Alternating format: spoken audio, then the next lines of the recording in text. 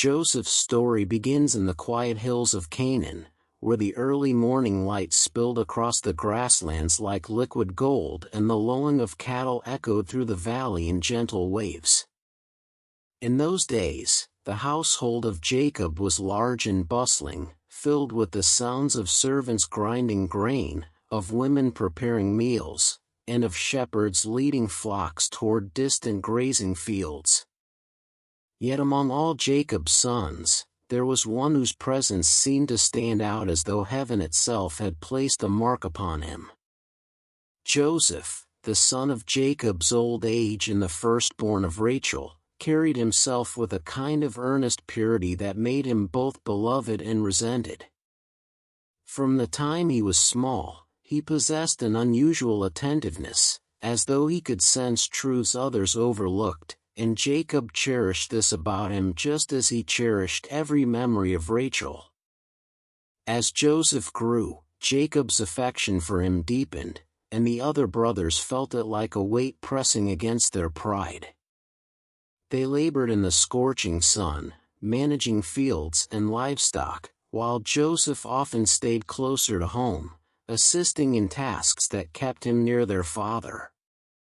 Whether Jacob intended it or not, the distinction was clear, and Joseph, youthful and unaware of how resentment grows, did little to soften their envy. Then came the robe.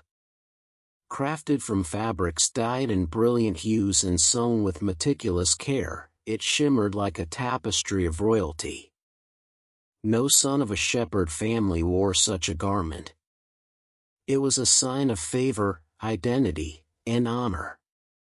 When Jacob draped it across Joseph's shoulders, the brothers felt something fracture inside them, a silent divide widening with each passing day. Joseph, for his part, saw the robe as a symbol of his father's love, not realizing how deeply it wounded those around him. He moved through the camp with a hopeful innocence, unaware that hatred often grows not with loud declarations but with quiet stares and clenched jaws. Yet jealousy alone did not shape the destiny that awaited him. What truly ignited the conflict were the dreams, strange, vivid visions that stirred Joseph awake in the still hours of the night. One morning, after a restless sleep, Joseph entered the tent where his brothers were gathered, speaking with a mixture of excitement and confusion. "Listen to this dream I had," he said, his eyes bright with wonder. "We were binding sheaves in the field, and suddenly my sheaf rose and stood upright, while your sheaves gathered around it and bowed down." The air froze. The brothers stared at him with disbelief, their expressions sharpening into fury. They could not fathom how the youth could speak such words without sensing their implications. Joseph continued, unaware of the rapid shift in the room's atmosphere, as though the dream had been merely an interesting curiosity. But to his brothers, it was a declaration of dominance, spoken by the very one their father favored most. Days later, another dream came, greater and more troubling than the first. Joseph gathered his family and recounted it with the same unfiltered sincerity. "This time," he said, "the sun, moon, and 11 stars bowed down to me." Jacob rebuked him gently, asking, "Will your mother and I and your brothers indeed bow to the ground before you?" Yet even as he corrected Joseph, Jacob pondered the dream, recognizing that God sometimes spoke through visions even the dreamer could not yet interpret. But the brothers' resentment deepened into a simmering hatred, a bitterness that clung to them like a shadow that would not lift. Still, Joseph remained untouched by malice. He rose early, worked diligently, and tended to his tasks with a spirit unmarred by suspicion. He often walked alone among the flocks, speaking quietly to God, contemplating the meaning of his dreams, wondering whether they were messages or mere illusions. Something inside him stirred whenever he remembered them, a sense of destiny reaching toward him like a distant star. But destiny rarely unfolds in gentle ways. More often, it arrives through trials that strip away comfort and certainty. And Joseph was soon to learn that the dreams given to him were not signs of immediate honor but seeds that would be watered through suffering. One day, Jacob called Joseph and instructed him to go check on his brothers who were pasturing the flocks near Shechem. Joseph obeyed readily, even though the journey would take him far into the wilderness. As he walked, the sun rose higher, shadows shifting across the rugged terrain. Passing travelers pointed him toward Dothan, where his brothers had moved. Joseph approached with the robe fluttering behind him like a banner of color against the brown hills. His brothers saw him long before he reached them, the bright garment unmistakable. And in that moment, the resentment that had built slowly over years erupted into murderous intent. "Look," one of them said, "here comes the dreamer." The words were laced with venom. Whispers turned into plans. Their hatred, long suppressed, surged like a wave they could no longer control. They plotted to kill him, to throw his body into a pit, and to tell their father a wild animal had devoured him. But Reuben intervened, insisting they shed no blood. His plan was to rescue Joseph later and return him safely to Jacob. The others, fueled by anger more than reason, agreed. Joseph reached them with trust still intact, unaware of the danger. Before he could speak, they seized him. The robe, his cherished sign of favor, was ripped from his shoulders, torn from him as violently as the bond they once shared. They dragged him toward an empty cistern and threw him into the pit. The darkness closed around him. The walls were steep, smooth stone that offered no grip. His cries echoed upward, unanswered, as fear gripped his heart. Yet even then, he did not curse God. He called out, hoping someone would hear. But the brothers walked away, their hearts hardened. As Joseph sat alone in the pit, he felt the first tremors of a destiny he could not yet see. His dreams suddenly seemed distant, almost mocking. How could sheaves and stars bow to a boy trapped in darkness? Yet the God who had given the dreams had not abandoned him. Though Joseph could not sense it, the gears of providence were turning. A caravan of Ishmaelite traders approached, their camels laden with spices bound for Egypt. Judah, ever calculating, saw opportunity and suggested they sell Joseph instead of killing him. The brothers agreed. They pulled him from the pit, ignoring his cries, and traded him for 20 pieces of silver.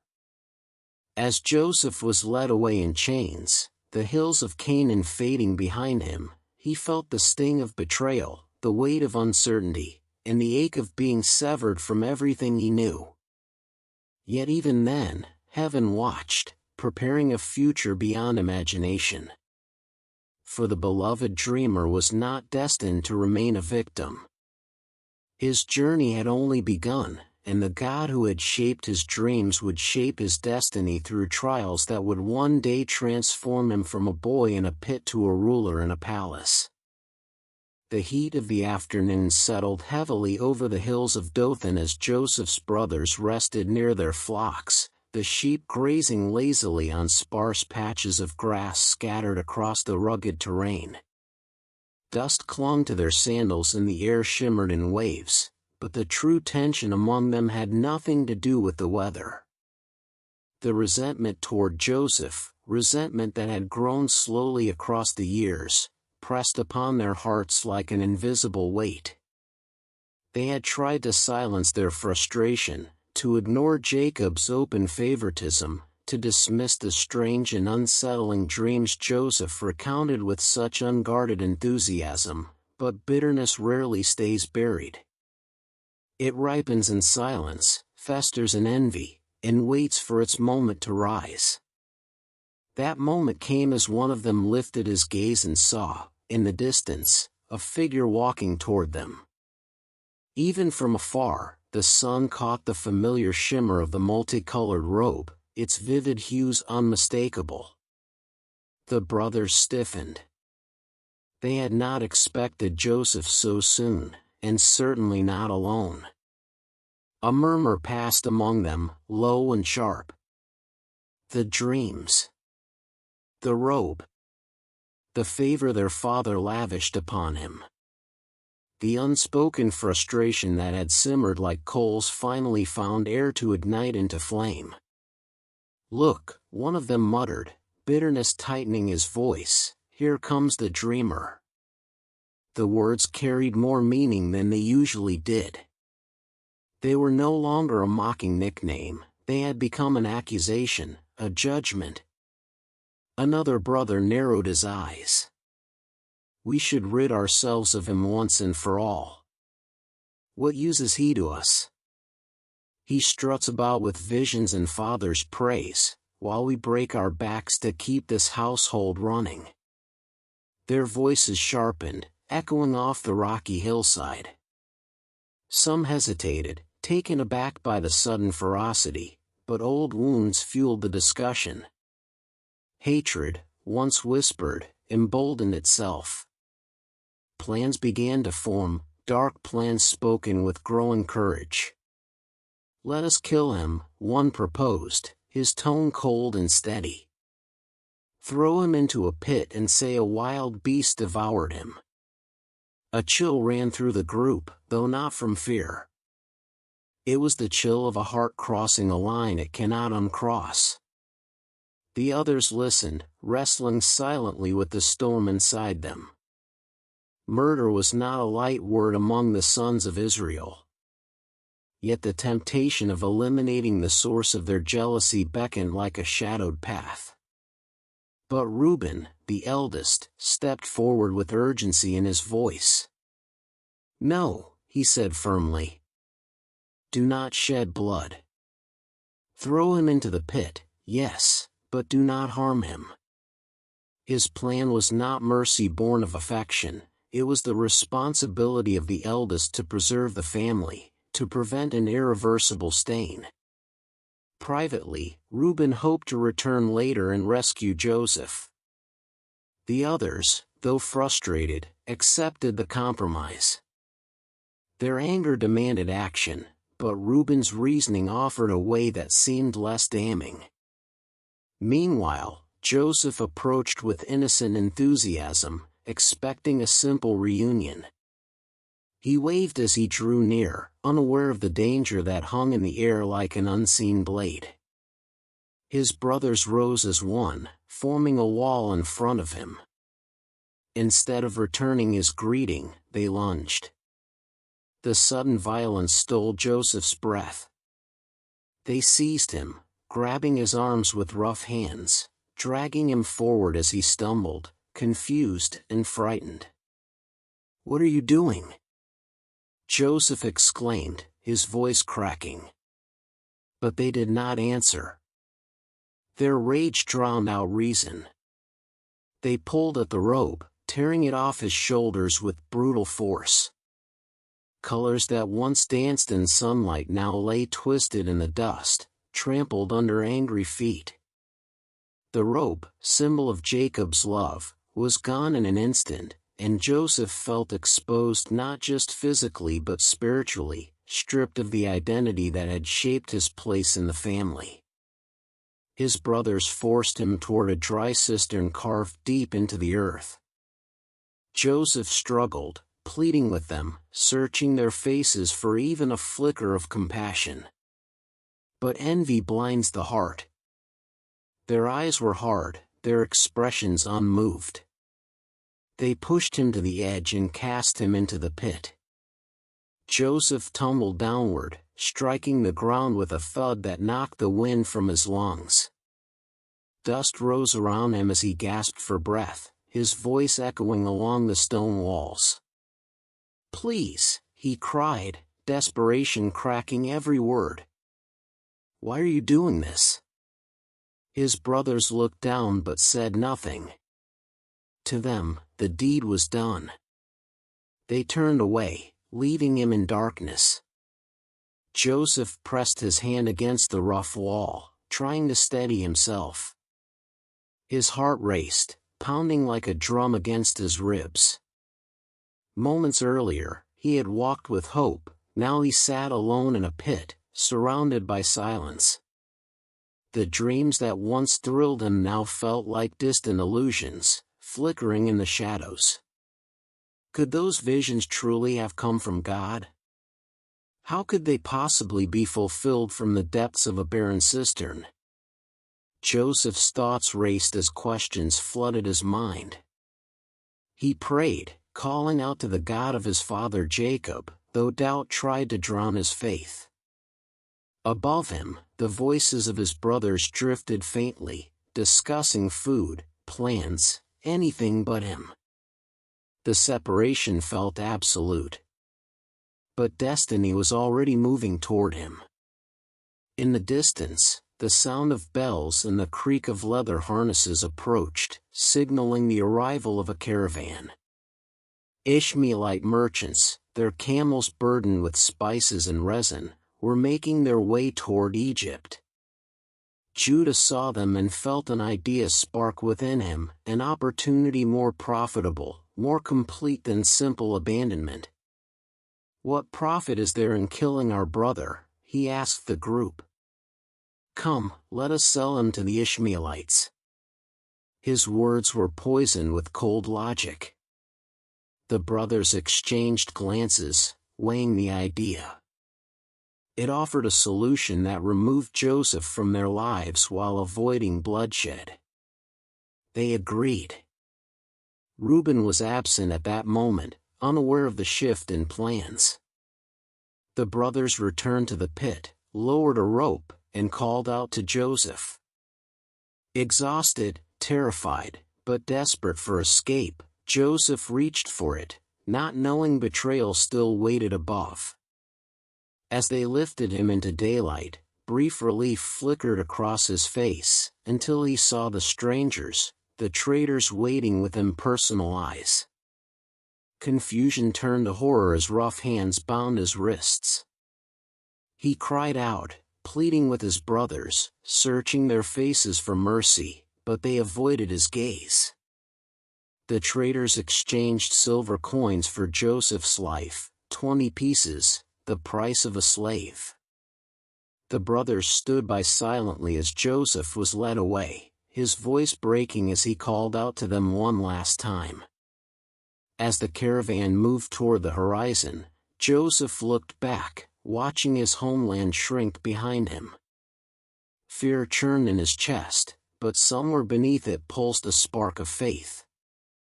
God had not spoken his last word. The dreamer was being carried toward a destiny he could not understand, but the one who gave the dreams would not abandon him. For even betrayal can become a doorway to God's purposes. The desert wind pressed against Joseph's face as the caravan moved steadily south, carrying him farther from the familiar hills of Canaan and deeper into a world he had never imagined. Bound at the wrists and walking beside camels laden with spices, balm, and myrrh, he felt the weight of betrayal settle on his shoulders like an iron yoke. Each step away from his home drove the truth deeper into his heart. His brothers had not simply abandoned him, they had sold him. The realization struck again and again, like waves breaking against a jagged shore. His cries had gone unanswered. His pleading had been met with cold stares. The same men with whom he had eaten, worked, laughed, and grown now saw him as nothing more than a problem to be discarded. Yet as the caravan advanced across the sweeping sands, Joseph's mind shifted between despair and determination. He was only 17, young, bewildered, and wounded, but within him lived a faith rooted in the God of Abraham, Isaac, and Jacob. That faith flickered in the darkness, sometimes barely visible, but still alive, refusing to be extinguished. The traders spoke an unfamiliar dialect, sharp and rhythmic, their conversations punctuated by the groans of their camels and the rattle of leather straps. They paid little attention to Joseph except to ensure he did not fall behind. The sun blazed overhead, stretching shadows long across the dunes. Heat shimmered in the air, making the horizon waver like a restless sea. Joseph's throat felt parched, his feet blistered, but worse than the physical pain was the ache in his spirit.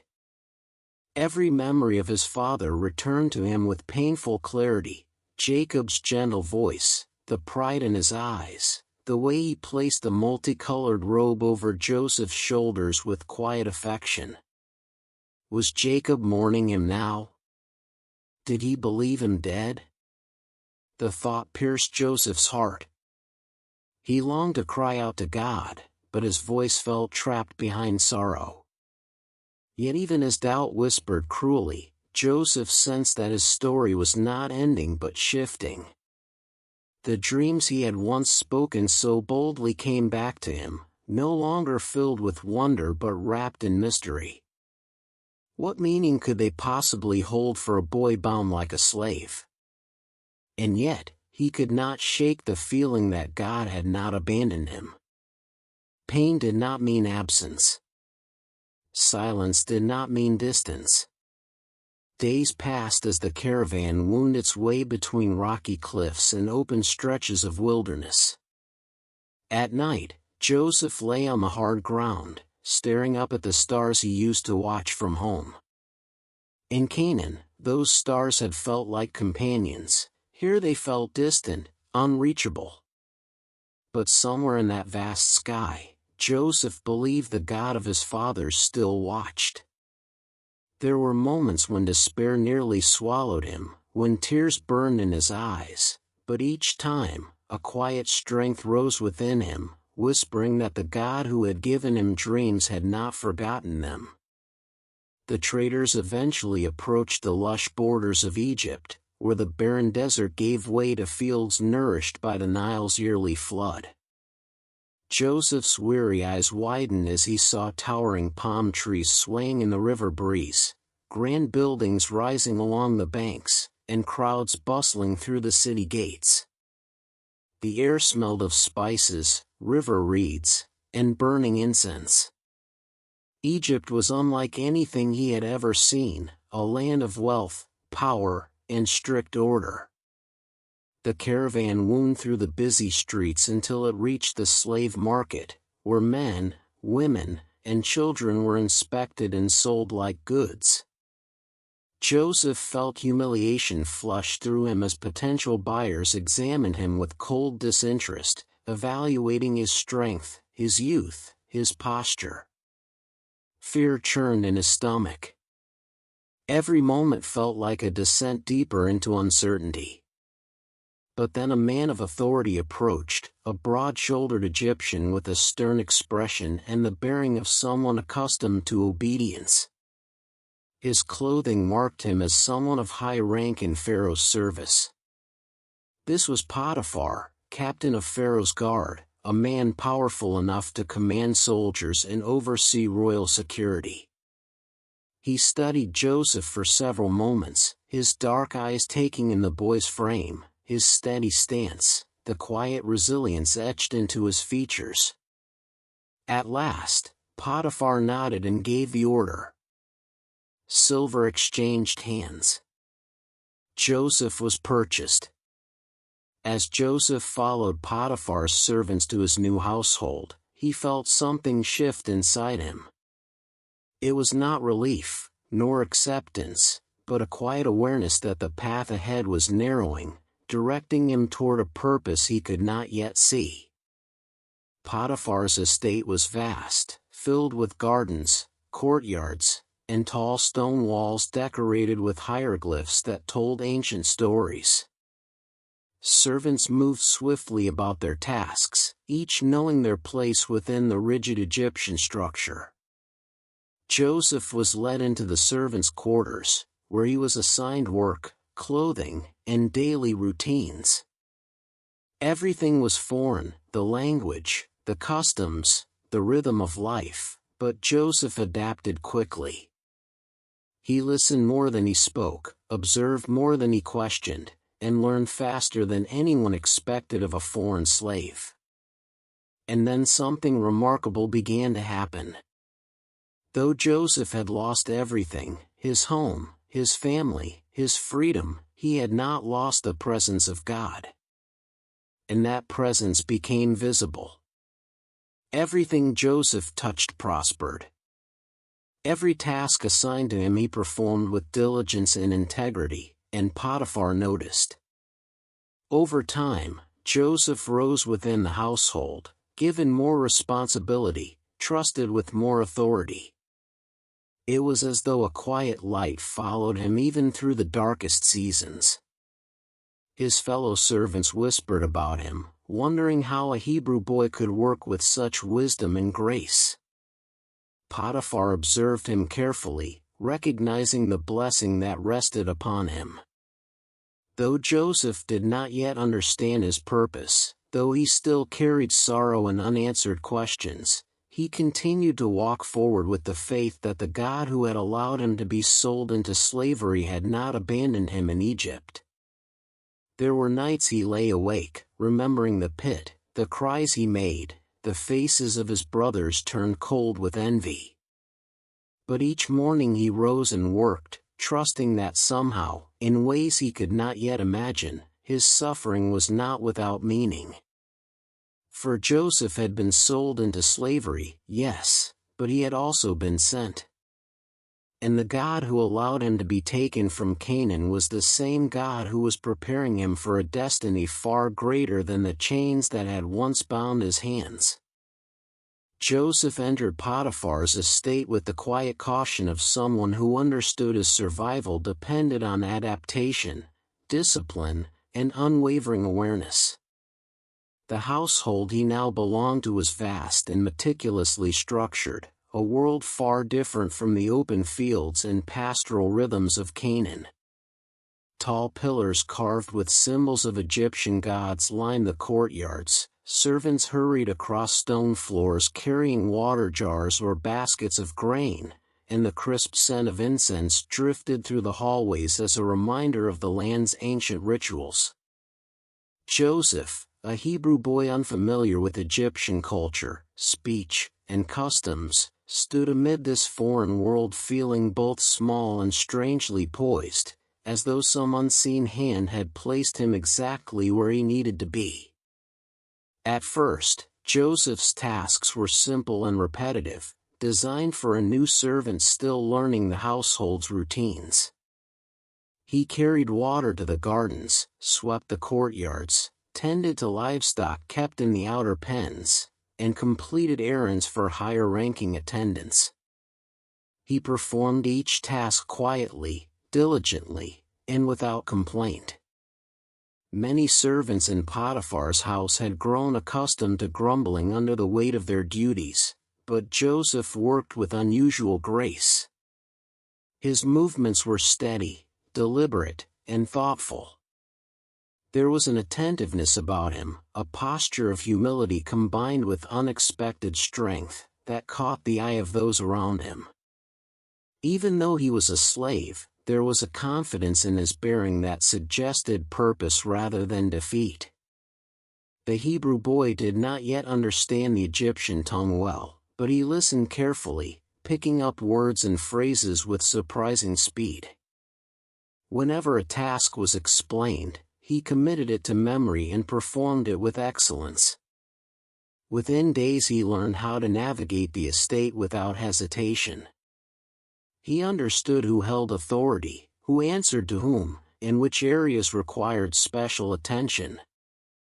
And slowly, Joseph's quiet diligence began to distinguish him. The blessing of God, subtle yet unmistakable, rested on everything he touched, just as it had in Canaan. Potiphar, though a man of war and discipline, was not blind to competence.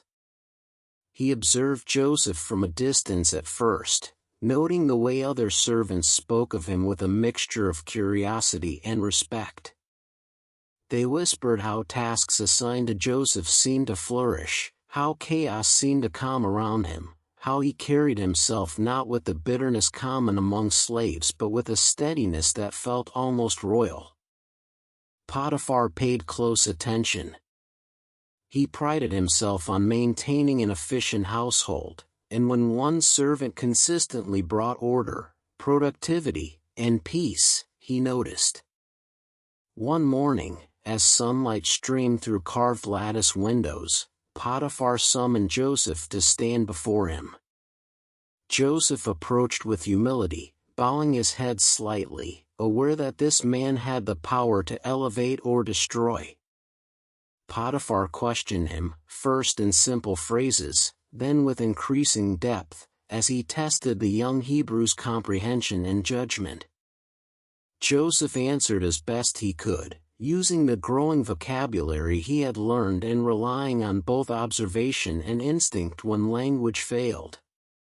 Potiphar studied him, his sharp eyes taking in every detail, the boy's posture, the sincerity in his voice, the intelligence behind his gaze. Finally, Potiphar made a decision. He elevated Joseph from low-level servant to household attendant, placing him under the supervision of his trusted steward. With this promotion came new responsibilities: managing supplies, overseeing certain work crews, organizing daily labor schedules, and ensuring that the estate's operations flowed smoothly. Joseph embraced these duties with the same diligence he had shown from the beginning. He learned quickly, adapted swiftly, and soon became known not merely as a reliable worker but as someone whose presence brought prosperity. The more Joseph managed, the more Potiphar entrusted to him. In time, Joseph found himself responsible for the entire household, from the storerooms to the fields, from kitchen operations to livestock maintenance. He recorded transactions, managed resources with wisdom, and coordinated servants with fairness. Potiphar noticed something remarkable: whatever Joseph oversaw succeeded. Crops yielded more. Livestock thrived. Food supplies stretched further. The household staff functioned with greater harmony. Potiphar himself prospered, his possessions growing, his influence expanding. Egyptians who visited Potiphar's estate began to hear whispers of a Hebrew slave with uncanny insight. Some wondered if Joseph possessed magical abilities. Others claimed he was blessed by foreign gods. But Joseph knew the truth: the God of Abraham, Isaac, and Jacob was with him even in this foreign land. Each night, Joseph prayed quietly in his quarters, lifting his heart to the God who had led him here through suffering. He prayed for his father, for Benjamin, even for the brothers who betrayed him. And though no answer came in the form of escape or return, Joseph felt a peace that grew stronger each day. God was shaping him, forging him into a vessel of wisdom and leadership. Potiphar, satisfied and grateful, eventually placed Joseph in complete charge of his household. "Everything I have," Potiphar declared, "is under your authority, except for the food I eat." It was a position of immense responsibility, unheard of for a foreign slave. Joseph walked through the halls with quiet authority, respected by servants and honored by visitors.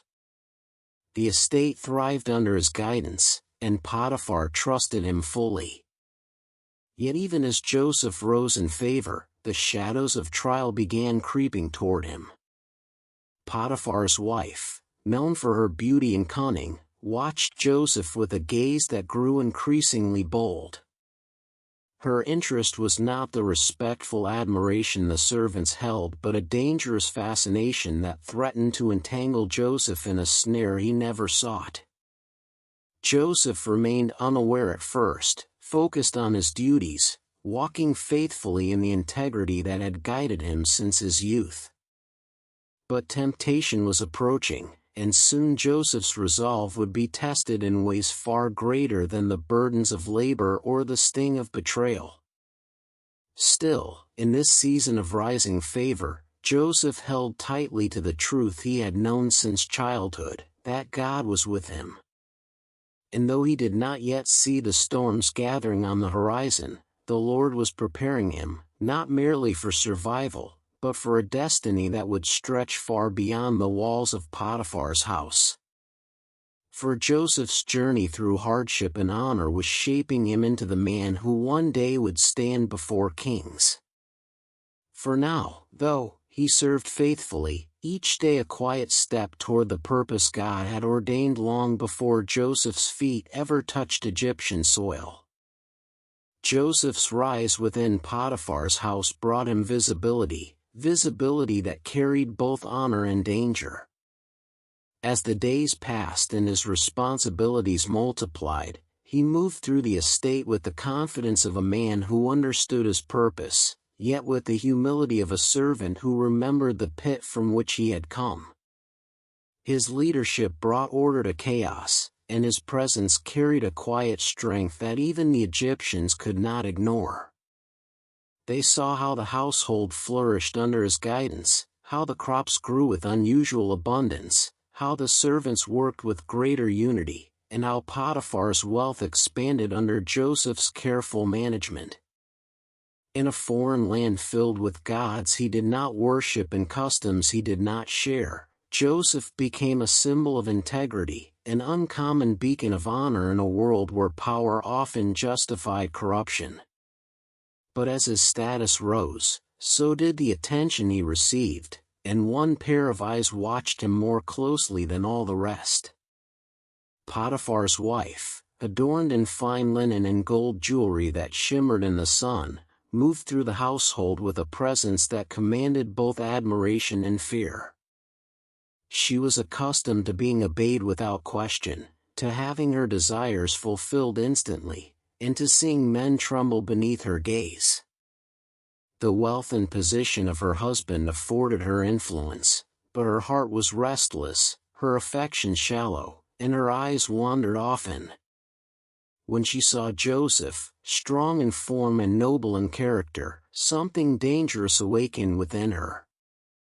At first she watched him from a distance, her interest masked beneath a veil of curiosity, but day by day her glances lingered longer.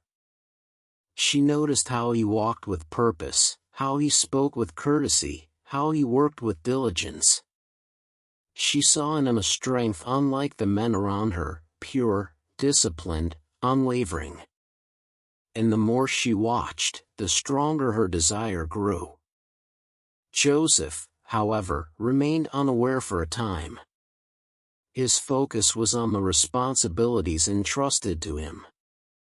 He rose with the morning light, organized the staff, inspected the storerooms, checked the livestock, and oversaw the fields with strategic precision. He balanced accounts, managed supplies, coordinated harvests, and ensured that every aspect of Potiphar's estate ran efficiently. His mind was occupied with service, not distraction. He understood that he was not simply working for Potiphar, he was working for God, and that awareness shaped everything he did. But temptation often waits for moments of unguarded calm, and Potiphar's wife was patient. One morning, as Joseph reviewed grain inventory near the central courtyard, Potiphar's wife approached. The servants bowed as she passed, clearing a path for her as she moved with feline grace. Joseph lifted his eyes respectfully, offering a polite greeting. She returned his greeting with a smile that held more meaning than her words. Joseph did not linger, but continued his work. Yet she watched him as she walked away, her interest deepening. Days passed, and her attempts to encounter him became less accidental. She appeared in hallways he frequented, lingered in rooms he inspected, and found reasons to summon him for trivial matters that did not require his presence. Each time, Joseph responded with professionalism and courtesy, unaware that she was weaving a net of temptation. But Potiphar's wife was not accustomed to restraint. Her attraction hardened into obsession, and her obsession demanded fulfillment. Finally, one day when the household was quieter than usual and the servants were scattered across the estate, she approached Joseph directly. Her steps were deliberate, her expression bold. Joseph turned when he heard her voice calling his name. Her words fell like a dagger cloaked in silk, "Lie with me." The directness shocked him. For a moment, the world seemed to freeze. The air thickened. The weight of her request pressed against his chest like a tightening band. But Joseph, rooted in faith, integrity, and loyalty, did not falter. He stepped back, refusing immediately, his voice steady though his heart raced. "My master trusts me with everything in his house," he said, "and he has kept nothing from me except you, because you are his wife. How then could I do such a wicked thing and sin against God?" Potiphar's wife was not deterred. His refusal only intensified her desire. She approached him repeatedly, day after day, her words dripping with persuasion, her intentions sharper each time. Joseph avoided her as much as possible, altering his routes through the estate, delegating tasks that might bring him near her, and guarding his footsteps like a man walking through a field of hidden snares. He prayed often, seeking strength to resist, knowing that a single moment of weakness could destroy not only his position but his relationship with God. Yet despite his caution, the day of testing arrived.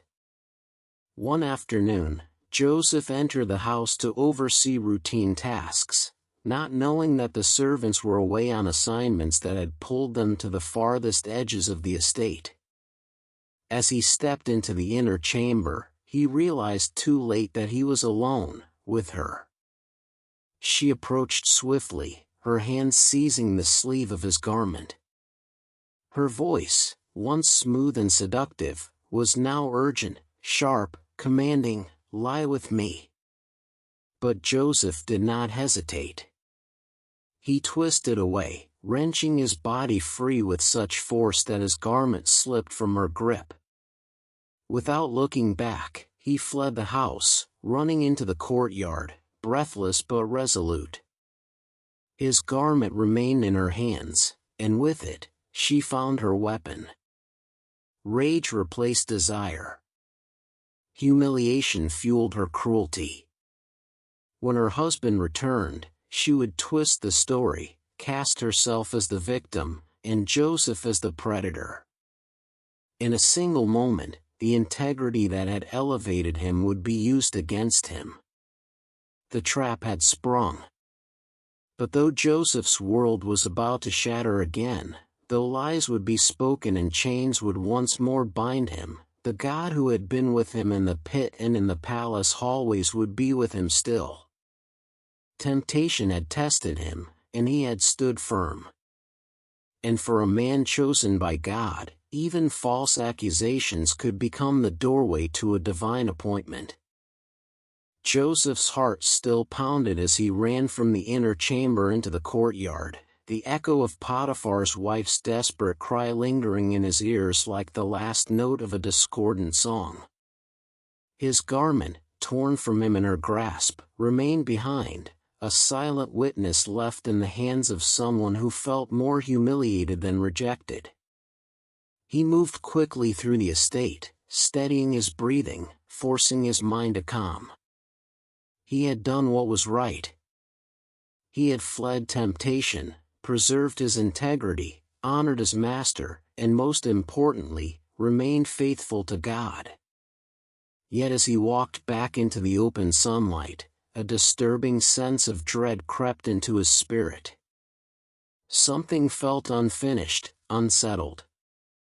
The danger had not passed, it had only changed form. Inside the house, Potiphar's wife stood trembling with fury. Her pride had been wounded, her desires thwarted, and her authority challenged. In her hand she held Joseph's garment, and with it came a dangerous idea, forming swiftly with the cold clarity of vengeance. What she could not obtain through seduction, she would secure through deception.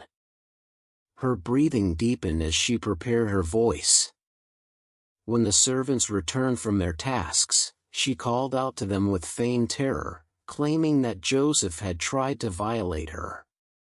She held up the garment as evidence, twisting the truth until her lies dripped like venom from her lips. The servants, stunned and fearful, dared not question the mistress of the house. Rumors spread quickly across the estate, carried by whispers and uncertain glances. But it was only when Potiphar returned home that the full storm broke loose. The captain of Pharaoh's guard entered the courtyard with his usual commanding presence, unaware that a net of lies had been woven in his absence. His wife rushed to him, her voice trembling theatrically, her face arranged into a mask of injury and outrage. She displayed the garment with dramatic flourish, proclaiming that the Hebrew slave had tried to force himself upon her, that she had cried out, and that he had fled, leaving his garment behind. Her words stung with false emotion, carefully crafted to inflame Potiphar's temper. Potiphar's expression hardened as he listened, his eyes drawn to the garment held tightly in her hands. His jaw clenched. The air around him seemed to shift. A captain of Pharaoh's guard could not ignore such an accusation. Egypt had strict codes of conduct, and honor required swift judgment. Yet somewhere behind his stern face flickered something more complicated, perhaps suspicion, perhaps confusion, perhaps disappointment. Joseph was brought before him, surrounded by guards who seized him roughly, unaware of the truth. Joseph did not resist, he lifted his eyes, searching Potiphar's face for some hint of fairness, some recognition of the character he had demonstrated for years. Potiphar stared at him in silence, torn between the loyalty he owed his wife and the undeniable reality that Joseph had never given him reason to doubt his integrity. But the garment, cold and silent, spoke louder than Joseph's years of faithfulness. Or perhaps, Potiphar feared the consequences of questioning his wife publicly, knowing that such a challenge could fracture the delicate balance of power in his home. Whatever lay beneath his expression, Joseph saw no mercy there. Only resolve. The sentence came swiftly. Joseph was stripped of his authority, dragged through the estate he had faithfully managed, and taken toward the fortress-like structure where Egypt's prisoners were held. The walk felt surreal, a nightmare come alive under the burning Egyptian sun. Servants watched in disbelief, some with pity, others with confusion. They had seen Joseph's goodness, his diligence, his devotion. Yet none could intervene. No one defended him. The one who held his fate had already made his decision. As Joseph was escorted through the gates of the prison, his spirit trembled beneath the weight of injustice. Darkness enveloped him as the heavy doors shut behind him with a thundering echo. The air inside was damp and heavy with the scent of stone and confinement. Chains rattled. Moans of despair drifted from shadowed corners. The walls, thick and cold, seemed to mock any hope of escape. Joseph stood in the dim light, feeling the sting of betrayal once more. His brothers had cast him into a pit, but now Egypt had cast him into a prison. The pattern felt painfully familiar. A robe taken in Canaan, a garment taken in Egypt, and both times, falsehood had followed. Joseph sank to his knees, emotion breaking through the strength he had held onto for so long. He cried out to God, not with bitterness, but with raw honesty. Why has this happened? I have followed you. I have obeyed you. I have resisted sin. Why am I here? His tears fell softly onto the stone floor. But even in his anguish, Joseph felt something steady beneath the storm inside him, a quiet assurance, the same presence that had been with him in the pit, the same whisper that had sustained him in the caravan, the same peace that had guided him in Potiphar's house. God was there. Silent, but present. Hidden, but active. Joseph did not yet know that this prison held the next step in his destiny. He did not know that Pharaoh's cupbearer and baker would soon be placed under his care. He did not know that dreams, those mysterious threads woven through his life, would once again become the key to his future. He did not know that from this very prison he would one day rise to stand before the most powerful throne on earth.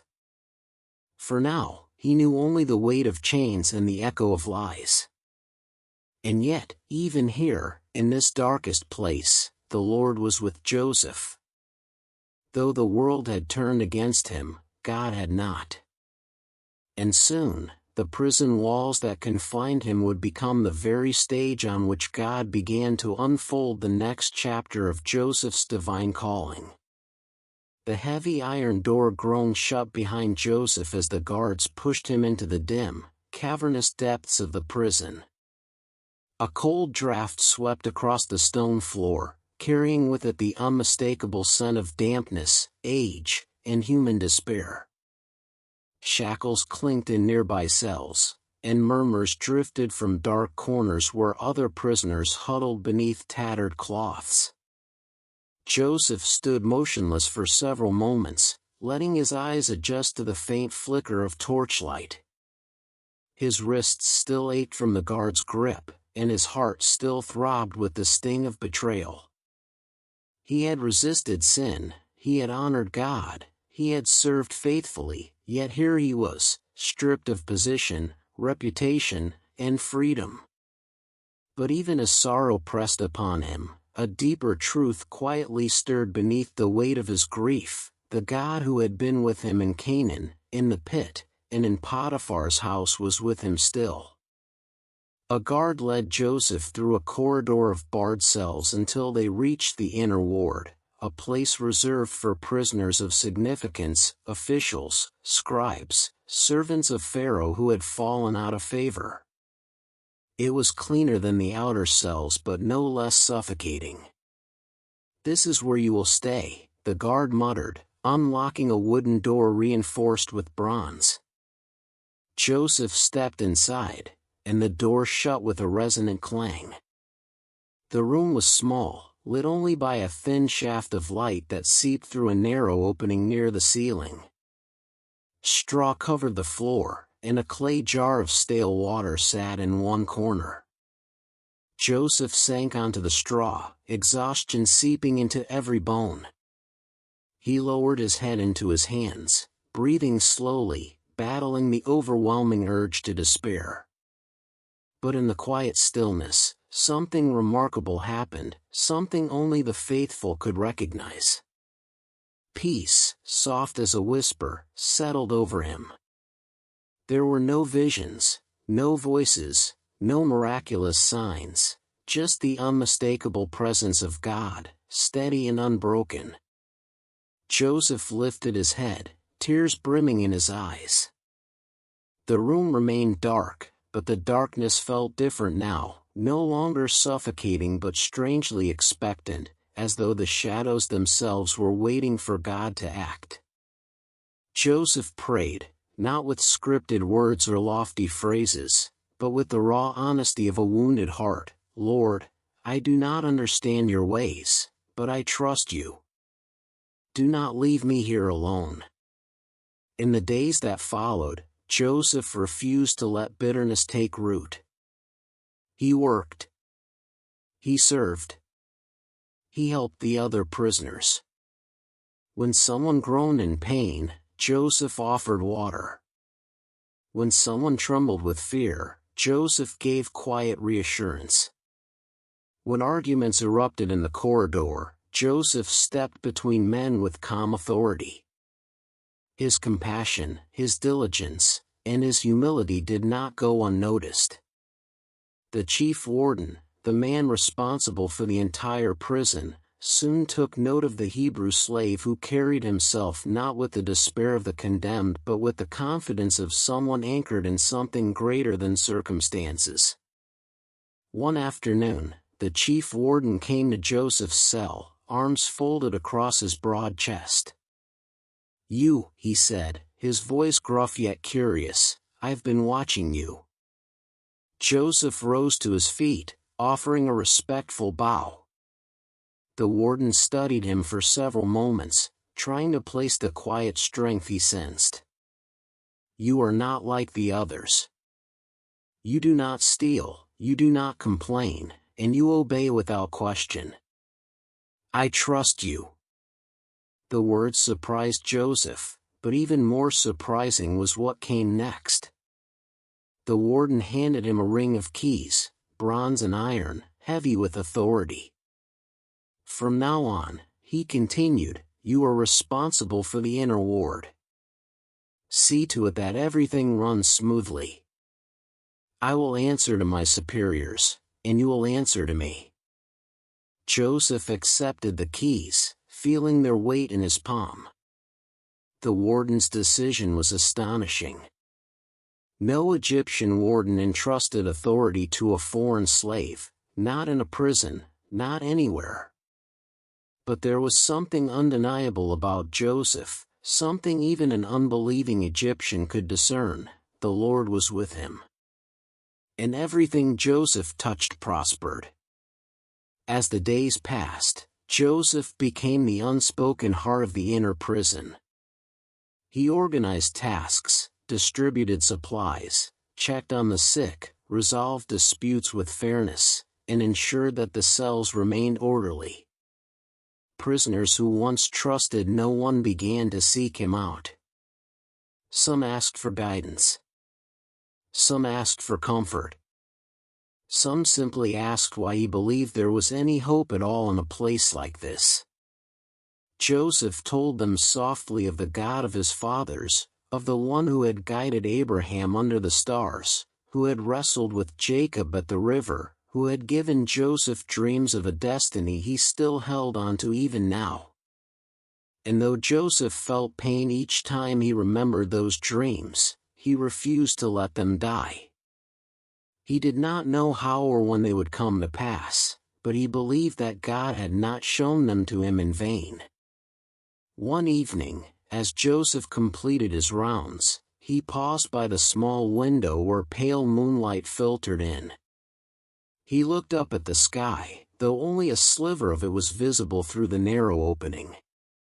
The stars beyond were the same ones he had seen in Canaan, the same constellations that had watched over him in his youth. A soft breeze slipped through the bars, carrying with it a sense of promise, faint but unmistakable. Joseph whispered, "Lord, you are still writing my story." What Joseph did not know, what no prisoner or warden could have guessed, was that God was already setting the next chain of events in motion. Soon, two high-ranking officials from Pharaoh's own court would be brought into the prison. Men who had walked the marble halls of the palace would soon sit in the same darkness as Joseph. And through them, God would begin unfolding a plan that would lift Joseph from the depths of prison to the heights of power. But for now, Joseph continued to serve faithfully, unaware that the very prison meant to confine him was becoming the womb of his destiny. And though the walls were thick and the chains heavy, no barrier on earth could keep God from being with him. The prison had settled into its usual rhythm of muted voices, clinking chains, and distant footsteps when two new prisoners arrived under heavy guard, men whose presence immediately changed the atmosphere of the inner ward. Their clothing, though torn and dirted, still bore traces of fine linen, and their mannerisms marked them as men accustomed to privilege, not confinement. One was the chief cupbearer of Pharaoh, the trusted official responsible for safeguarding the king's wine. The other was the chief baker, a man who oversaw the daily bread served in the royal palace. Their arrival stirred whispers among the prisoners. It was rare for officials of such high standing to be placed in the same inner ward as common offenders. Something grave must have happened, something severe enough to earn Pharaoh's wrath. Joseph watched as the guards escorted the two officials into the dimly lit corridor. Their faces were pale, drawn tight with fear and shame. Though he had seen many men enter this place broken and trembling, these two carried a different kind of weight. The fall from privilege to ruin was often harder than the fall from ordinary life. Joseph approached respectfully as the chief warden instructed him to oversee their care. "Treat them well," the warden said quietly. "They serve Pharaoh himself." Joseph nodded, understanding the delicate responsibility laid upon him. The warden trusted him completely, and Joseph intended to honor that trust. In the days that followed, Joseph observed the new prisoners closely. The cupbearer, though anxious, maintained a guarded strength, pacing often, his mind clearly racing through fears of execution or disgrace. The baker, by contrast, seemed consumed by despair, rarely speaking, his eyes dark with dread. Joseph offered them water, food, and calm guidance, treating them not as criminals but as men who had stumbled into misfortune. His compassion eased their burdens, and even in their sorrow, they recognized that Joseph was unlike any other inmate. It was as though peace followed him, even in this place of suffering. One morning, Joseph entered their chamber and immediately sensed something different. The two officials sat apart, each troubled, each visibly distressed. Their faces had lost what little strength they had regained in the days prior. Their eyes were haunted, their posture tense. Joseph approached with gentle concern. "Why do you look so troubled today?" he asked. The cupbearer lifted his eyes first, and the baker glanced toward him, as though unsure who should speak. At last, the cupbearer answered, his voice heavy. "We have had dreams," he said, "and there is no one here to interpret them." Dreams. The word stirred something deep within Joseph, memories of his own dreams, dreams that had shaped his destiny even as they brought him betrayal and suffering. Yet Joseph had never forgotten them, nor had he dismissed the God who revealed them. He looked at the two men with empathy. "Interpretations belong to God," he replied softly. "Tell them to me." The cupbearer spoke first, describing his dream in vivid detail. "In my dream," he said, "I saw a vine in front of me. And the vine had 3 branches. As soon as it budded, its blossoms opened, and its clusters ripened into grapes. Pharaoh's cup was in my hand, and I took the grapes, squeezed them into the cup, and placed the cup in Pharaoh's hand." As the cupbearer finished, he watched Joseph anxiously, hoping for meaning, fearing the worst. Joseph closed his eyes for a moment, listening to the quiet voice of God stir within his spirit. Then he spoke with confidence and clarity. "This is what it means. The 3 branches are 3 days. Within 3 days, Pharaoh will lift up your head and restore you to your office. you will place Pharaoh's cup in his hand again, just as you used to when you were his cupbearer."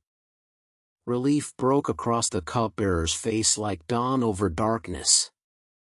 Hope returned to his expression, breathing new life into him. Joseph then added a request, small, humble, yet deeply earnest. "When all goes well with you, remember me. Show kindness to me and mention me to Pharaoh, so I may be brought out of this prison. For I was taken from my homeland, and even here, I have done nothing to deserve being put into this dungeon." The cupbearer nodded eagerly, promising to remember Joseph. The baker, seeing the favorable interpretation given to the cupbearer, leaned forward with renewed courage. "I too had a dream," he said. "3 baskets of white bread were on my head. In the top basket were all kinds of baked goods for Pharaoh, but the birds were eating them out of the basket." Joseph's expression grew somber. He paused before speaking, choosing his words carefully. When he finally answered, his tone was gentle but firm. "The 3 baskets are 3 days. Within 3 days, Pharaoh will lift off your head and impale you on a pole, and the birds will eat your flesh." The baker froze, his face draining of color. Joseph did not speak with cruelty, only with truth. 3 days later, Pharaoh's birthday arrived, and a great feast was held for all his officials. During the celebration, Pharaoh summoned the cupbearer and the baker from the prison. The news spread quickly through the inner ward, and Joseph waited in tense silence, his heart pounding. Soon word returned. Pharaoh had restored the cupbearer to his former position, placing the royal cup once again in his hand. But the baker had been executed, exactly as Joseph had said. The interpretations had been fulfilled with divine precision. Joseph's hope swelled. Surely now the cupbearer would speak to Pharaoh. Surely now the truth would come to light. Joseph prayed eagerly that deliverance was near. But days passed. Then weeks. Then months. And nothing happened.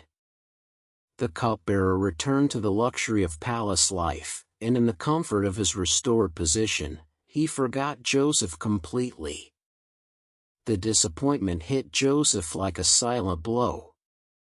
Yet even in this painful delay, even in this cruel forgetfulness, God was weaving a greater plan, one that would soon lift Joseph from the depths of prison to the heights of Pharaoh's court.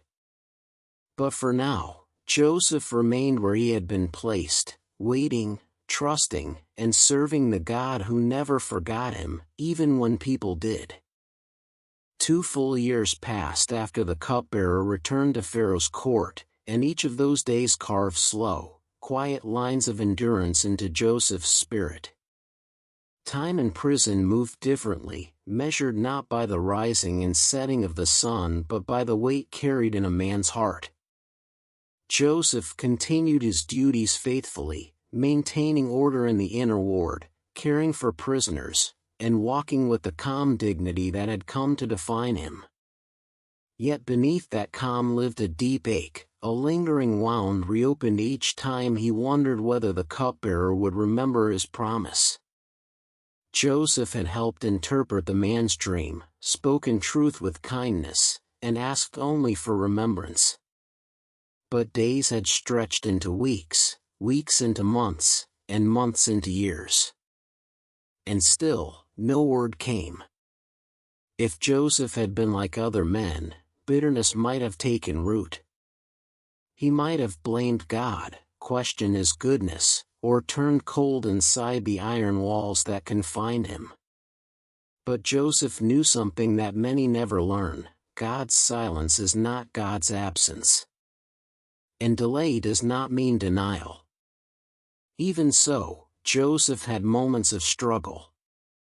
Late at night, when the prison grew quiet and cold, he would sit near the small slit of a window, gaze up through the narrow opening, and whisper into the night sky, "How long, Lord?" He did not shout. He did not demand. He asked with humility, the humility of someone who trusted God even in confusion. Sometimes he thought of his father and wondered if he still lived. Sometimes he pictured Benjamin, his little brother, now a man grown. And sometimes he remembered the dreams of his youth, dreams of sheaves bowing, of stars bending low, and wondered if he had misunderstood them. Were they meant to comfort him in suffering? Or had he simply imagined what never would be? But each time doubt tried to tighten its grip, Joseph reminded himself of the God who had walked with him through every valley. The God who had not abandoned him in the pit. The God who had been with him in Potiphar's house. The God who still walked beside him in prison. And so Joseph kept working, day after day, allowing faith to become the anchor of his soul. Then, on a morning like any other, a tremor of urgency rippled through the prison. Guards rushed through corridors with unfamiliar haste, voices rising with scattered fragments of news. Joseph paused as the chief warden approached him briskly, his posture tense. "Something has happened in Pharaoh's court," the warden said. "They are searching for someone who can interpret dreams." The warden's words struck Joseph like a sudden gust of wind. Dreams. Always dreams. Joseph swallowed hard but remained silent, waiting for the warden to continue.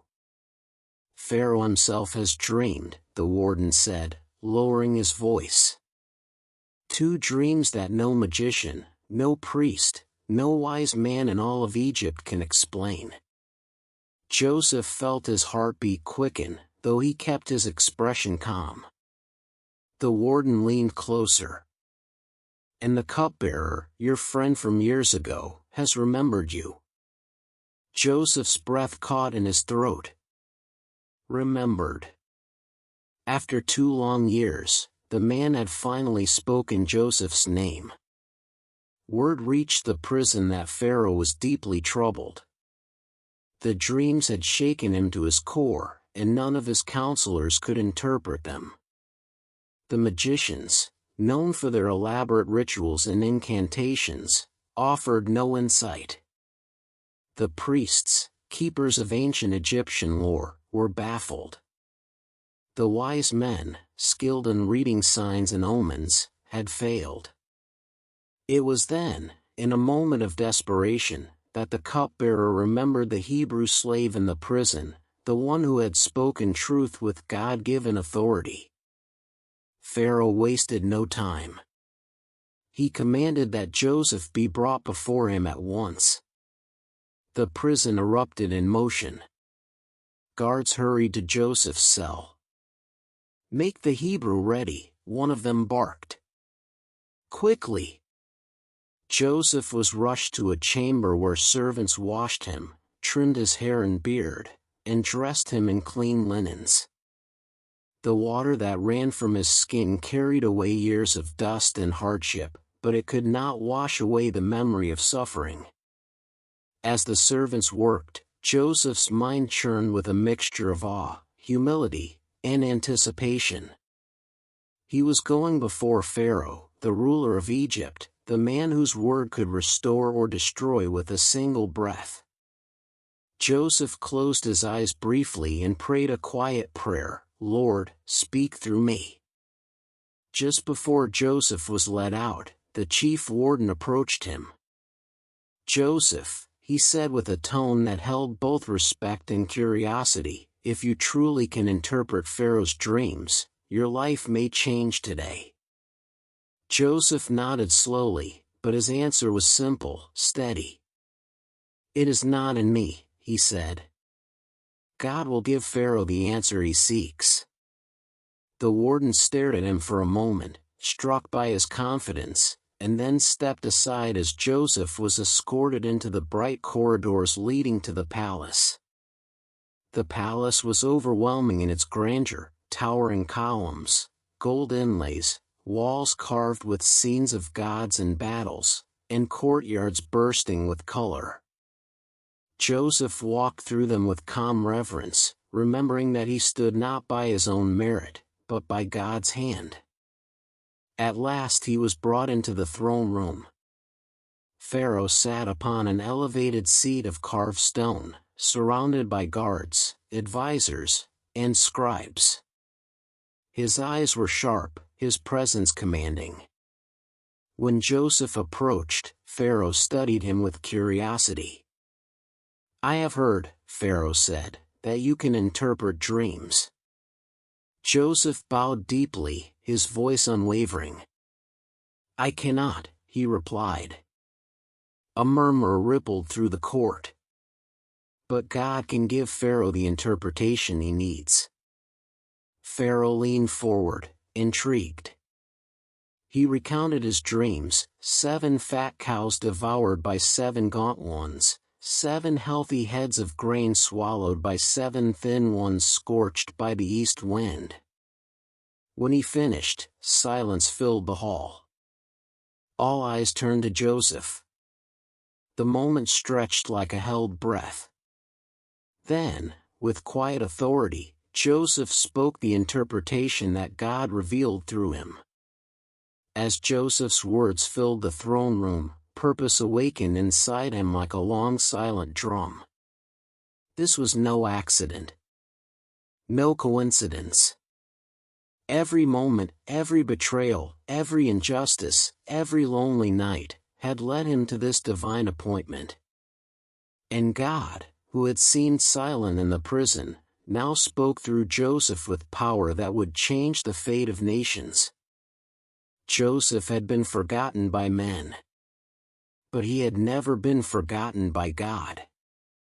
The throne room of Pharaoh was unlike any place Joseph had ever seen, vast, echoing, radiant with gold and carved stone, its towering columns rising like petrified trees toward a ceiling painted with constellations and gods of Egypt. Bright rays of sunlight filtered through high windows, catching on polished surfaces and scattering beams across the floor of smooth alabaster. Court officials stood in rigid formation, magicians in ornate robes clustered together with uneasy expressions, and guards lined the perimeter with spears gleaming beneath the light. All eyes were fixed on the lone Hebrew slave standing at the foot of Pharaoh's throne. Joseph felt the weight of every gaze, but beneath that pressure he sensed the steady presence of the God who had carried him from Canaan to Egypt, through betrayal, slavery, and prison. He lifted his eyes toward Pharaoh with calm reverence, knowing that this moment had been written long before his birth. Pharaoh's voice broke the silence, deep and commanding. "I have dreamed a dream, and no one can interpret it. But I am told that when you hear a dream, you can give its meaning." Joseph bowed his head slightly, humility anchoring his every word. "It is not in me," he answered plainly. "But God will give Pharaoh the answer he seeks." A quiet stirred through the hall, murmurs of disbelief, indignation, curiosity. No one spoke so directly of a foreign god in Pharaoh's presence. But Pharaoh leaned forward, intrigued rather than offended. With a gesture of his hand, he commanded Joseph to speak, and then he recounted the dreams with vivid detail. "In my first dream," Pharaoh began, his voice resonating across the chamber, "I stood by the Nile. 7 healthy, well-fed cows came up from the river. They grazed among the reeds. Then 7 other cows came up after them, weak, thin, gaunt, the worst I have ever seen in all Egypt. And the thin cows devoured the fat ones. But even after they had eaten them, they remained as thin as before. Then I awoke." Pharaoh paused, his brow furrowing as he relived the unsettling vision. "And in my second dream, I saw 7 heads of grain, healthy and full, growing on a single stalk. After them came 7 thin, scorched heads of grain that swallowed the healthy ones. I told this to the magicians. He continued with a hint of irritation, but none could explain it to me. When Pharaoh fell silent, the room seemed to hold its breath. Joseph stood still, absorbing the dreams, listening not with the ears of a servant but with the heart of a man guided by God. As understanding flowed into his spirit, Joseph lifted his eyes and spoke with quiet certainty. The dreams of Pharaoh are one and the same. God has revealed to Pharaoh what he is about to do. A ripple of unease passed through the court. Joseph continued, unshaken. The 7 healthy cows and the 7 full heads of grain are 7 years, 7 years of great abundance throughout the land of Egypt.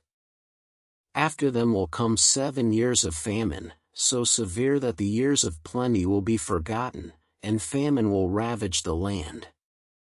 The thin cows and the scorched heads of grain represent this famine.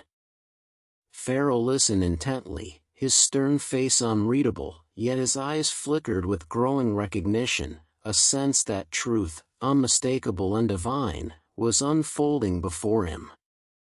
Joseph pressed on. The reason the dream was given twice is because the matter has been firmly decided by God, and he will soon bring it about. Silence gripped the room, thick and electric. Then Joseph did something no slave, no prisoner, no outsider would ever dare. He offered Pharaoh counsel. And now, Joseph said with measured confidence, let Pharaoh look for a wise and discerning man to set over the land of Egypt. Let him appoint commissioners to collect 1/5 of the harvest during the 7 years of abundance. Let them gather all the food of these good years and store it under the authority of Pharaoh, to be kept in cities for food. This grain will be a reserve for the 7 years of famine that will come, so that the land will not perish. The boldness of Joseph's words hung in the air. Officials glanced at each other with alarm. Who was this Hebrew to advise Pharaoh? Yet Pharaoh himself did not bristle.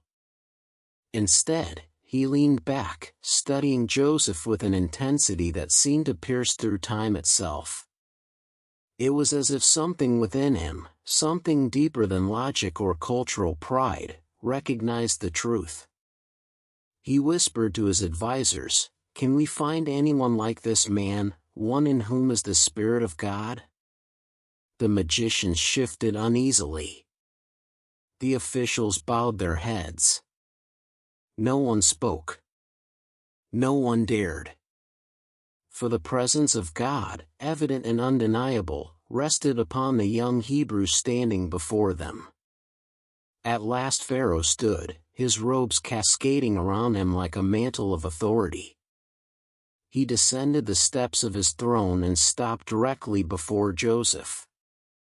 The entire court watched in stunned silence.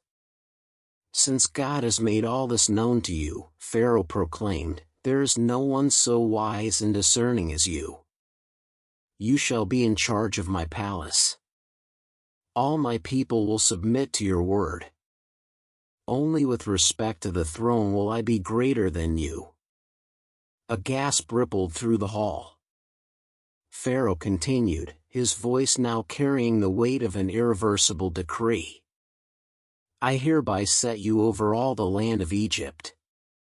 Before Joseph could fully process the moment, Pharaoh removed his signet ring, the symbol of royal authority, and placed it on Joseph's finger. Servants brought fine linen robes and dressed him. A gold chain was hung around his neck. The transformation was swift, astonishing, divine. The same hands that once scrubbed floors and carried grain were now given the seal of the most powerful throne on earth. But this was not the end of the elevation. Pharaoh declared, "Have him ride in my second chariot." And as Joseph was escorted through the streets in royal procession, heralds ran ahead of him calling, "Make way! Bow the knee!" Egyptians stopped where they stood, bowing their heads to the man God had raised up. And Joseph, once forgotten in a prison cell, now stood second only to Pharaoh in all of Egypt. He lifted his heart in silent prayer, knowing that nothing, not the pit, not the lies, not the prison, had been wasted. God had been leading him to this very moment. The transformation Joseph experienced after standing before Pharaoh was unlike anything Egypt had witnessed in generations, but what followed in the years of abundance proved even more remarkable as the land responded with overflowing blessing, and Joseph, now vested with royal authority, walked through a destiny shaped by God's hand alone. The moment he received Pharaoh's signet ring, his life shifted into a new rhythm, one defined not by suffering or waiting but by responsibility on a scale he could scarcely have imagined as a boy in Canaan. He rode through Egypt's cities in the second royal chariot, citizens bowing at his approach, and though such honor could have corrupted a lesser man, Joseph moved with humility, remembering always the pit, the slavery, and the prison that had shaped him for leadership. Under Joseph's command, Egypt entered the 7 years of plenty foretold in Pharaoh's dreams. The Nile overflowed with unusual generosity, flooding the fields with nutrient-rich silt that transformed the land into a vast tapestry of green. Farmers marveled as grain grew taller and fuller than in any season they could recall. Fields of wheat rippled like golden seas under the sun, vineyards swelled with heavy clusters of grapes, orchards bore fruit in staggering abundance, and every harvest exceeded the last. Joseph traveled throughout the land, overseeing the gathering of grain with meticulous precision. He appointed trusted officials, trained them personally, and ensured the collection process was rigorous yet fair. Under his orders, 1/5 of every harvest was stored, and Egypt's cities became fortresses of provision. Great storehouses were constructed, their walls thick, their chambers cool, designed to preserve grain for long years of scarcity. Joseph moved from town to town, inspecting the work, recording quantities so great that eventually the scribes stopped counting. The grain was stored as the sand of the sea, so vast in measure that numbering it became impossible. Egyptians greeted Joseph with admiration, for under his wise leadership they prospered beyond expectation, yet Joseph's heart remained anchored in God's purpose. When he stood atop the high storehouses and looked out across mountains of grain, he did not see his own achievement but God's faithfulness in preparing Egypt, and the nations beyond, for what was coming. During these years, Pharaoh honored Joseph further by giving him an Egyptian name, Zaphenath-Paneah, and a wife named Asenath, daughter of Potiphar, priest of On. She came from a lineage steeped in Egyptian culture and worship, yet Joseph, secure in his faith, walked forward with discernment, treating her with kindness while keeping his heart firmly rooted in the God of his fathers. Their marriage brought Joseph a new season of personal joy, something he had not known since the days of his youth. In time Asenath bore him 2 sons. Joseph named the first Manasseh, saying, "God has made me forget all my trouble and my father's household." Not that he truly forgot, for memories of Jacob and Benjamin remained etched deep within him, but God had eased the sting of old wounds. His second son he named Ephraim, saying, "God has made me fruitful in the land of my suffering." In those names Joseph captured the twin realities of his journey, healing from grief and flourishing in hardship. As the years passed, Joseph's reputation grew. Ambassadors from surrounding nations came to learn his methods, study Egypt's prosperity, and seek partnerships in trade. Pharaoh often summoned Joseph to advise on matters of state, and Joseph responded with the same steadiness he had shown in prison, though now his influence extended far beyond the prison walls. Yet even as he walked among nobles, Joseph never forgot the God who had been with him in the shadows. Every night he offered quiet prayers of gratitude, acknowledging that abundance was not the result of human strategy alone but of divine orchestration. The people of Egypt rejoiced, unaware that the seasons of plenty were racing toward their end. But Joseph knew. Each sunrise brought him one day closer to the famine he had foreseen. He gathered grain not with complacency but with urgency, aware that the world's future hung upon obedience in these years of blessing. And soon, just as God had revealed, the 7 years of plenty came to their completion. The fields that once overflowed with abundance would soon grow silent. A great and terrible famine was approaching, one that would stretch beyond Egypt, touching nations far away, including a land Joseph had not seen in decades, a land where an aging father mourned a son he believed long dead, and where brothers would soon face the consequences of sins buried but not forgotten. But for now, Egypt was ready because Joseph had listened, worked, and trusted. The storehouses stood full, and God's plan was unfolding exactly as he had spoken. When the final harvest of the 7th year was gathered and the storehouses sealed tight, a stillness settled over Egypt like the long breath before a storm. Farmers stood in their fields staring uneasily at soil that once yielded abundance but now lay dry and cracked beneath the sun. The Nile receded to a thin, trembling ribbon, its waters no longer spilling generously across the land. The breeze carried dust instead of the sweet scent of ripened grain. It was as if creation itself paused, bracing for the fulfillment of Pharaoh's dreams. Joseph felt the shift immediately. Each morning he rose before dawn, walked to the edge of the palace terrace, and looked out over the horizon, an instinctive check, though he already sensed what he would see. Clouds refused to gather. The sky stretched empty and pale. The earth sighed with thirst. The famine had begun. At first, the people of Egypt tried to dismiss the signs. They remembered the bountiful years, the overflowing storehouses, the lush fields that had made Egypt the envy of the world. Surely the land would recover. Surely this dry season was temporary. But as weeks turned into months, and the soil hardened beneath relentless heat, realization crept through villages and cities like a cold shadow. Wells sank lower. Irrigation channels dried. Livestock grew thin. Harvesters walked through the fields without bending once to gather produce, for the plants had withered before they could bear fruit. The famine spread its grip across the nation, tightening with every passing day. Hunger whispered first, then groaned, then cried out openly. Soon the people began to murmur Joseph's name with a mixture of desperation and admiration. "Go to Joseph," they said. "He prepared for this. He will know what to do."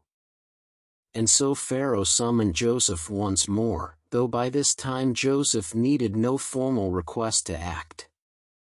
He had already begun organizing the distribution system, opening the first storehouses and mobilizing workers to dispense grain. Pharaoh addressed him before the court, declaring, "The people cry out for bread. Go to Joseph and do whatever he tells you." With the weight of Egypt on his shoulders, Joseph stepped into action. The first weeks were chaotic. Long lines of people wound through city streets, stretching from dawn until nightfall. Mothers held hungry children. Farmers who once boasted of their own successful harvests now came with empty baskets. Merchants who trafficked in spices and linen now stood with open palms, pleading for grain. Joseph oversaw the process personally, ensuring fairness, preventing hoarding, and managing distribution so that no province would be left vulnerable. Under his steady leadership, order replaced chaos. Egypt did not merely survive, it became a beacon of stability in a world unraveling beneath famine's weight. But the famine was not contained within Egypt's borders. It reached across deserts, climbed over mountains, seeped into valleys, and oppressed every nation near and far. Travelers arrived from distant lands with hollow cheeks and weary steps, carrying foreign coins in desperate hope. They had heard of Egypt's abundance, the miraculous stores of grain, and the Hebrew official who had foreseen the disaster. Caravan after caravan descended upon the granaries. Joseph opened storehouses in each city, coordinating logistics with unwavering precision. Grain poured out of Egypt like streams of mercy, feeding nations that would have otherwise perished. Yet even as Joseph labored tirelessly, his heart was often drawn back to a land far north of Egypt, a land he could picture vividly even after all these years. Canaan. The hills where he once grazed flocks. The valleys where he walked with his brothers. The tents where his father dwelled. The land where famine now spread like a fire. Joseph wondered how his family fared. Was his father still living? Had Benjamin grown tall? Had the brothers believed the lies they told? Did guilt haunt their nights, or had they hardened their hearts long ago? Joseph did not let these thoughts consume him, but they flickered in the corners of his mind like embers waiting for breath. Reports soon reached Egypt that famine had struck Canaan with severity. Wells dried up, pastures shriveled, and shepherds wandered aimlessly in search of grazing land. Food grew scarce. The people grew desperate. And from Joseph's homeland came whispers carried by merchants: Jacob and his sons were in distress. The old man, once full of strength and resolve, now struggled to provide for his household. His sons, grown but still unseasoned by wisdom, searched for solutions in a land barren of them. And when word reached Canaan that Egypt had grain for sale, hope flickered in Jacob's heart. Back in Egypt, Joseph walked through the main granary yard one late afternoon, listening to the creak of carts, the measured shovel strokes of workers, and the murmur of thousands gathered for food. The sun sank low, painting the sky with amber and gold. Joseph paused, feeling a stirring in his spirit, a quiet whisper that something long awaited was drawing near. He breathed deeply, sensing that God was moving pieces across the board of nations, aligning events that had been ordained years before. The famine was not merely a natural disaster. It was a divine summons, pulling distant threads of destiny toward a single point in time. As the 7th year of famine unfolded, the demand for grain grew larger than ever. Egypt became the lifeline of the world. And though Joseph could not yet see the full shape of God's plan, he knew this: famine was the bridge that would reconnect him with a past he thought forever severed. For even while Joseph worked tirelessly in Egypt, far to the north an aging father was gathering 10 of his sons, telling them to travel to Egypt to buy grain. 10 men who once dipped a robe in goat's blood. 10 men who had lived with secret guilt for decades. 10 men whose footsteps were slowly carrying them toward the brother they believed dead. Joseph had prepared Egypt for famine. But God had prepared Joseph for this moment. When the famine tightened its grip on Canaan and hunger swept through the household of Jacob like an invisible plague, the old patriarch realized that the time for waiting had passed. Word had reached them that grain was abundant in Egypt, that a powerful official oversaw its distribution, and that nations from every direction journeyed there in hopes of survival. Jacob gathered his sons and looked at them with weary frustration, for they stood idle, staring at one another in despair instead of acting. "Why do you look at each other?" he demanded. "I have heard there is grain in Egypt. Go down there and buy some for us, so that we may live and not die." His voice carried the urgency of a man who had lived long enough to recognize when God was pushing events toward a breaking point. 10 of his sons prepared for the journey, but Jacob refused to send Benjamin, the youngest, the last remaining son of Rachel.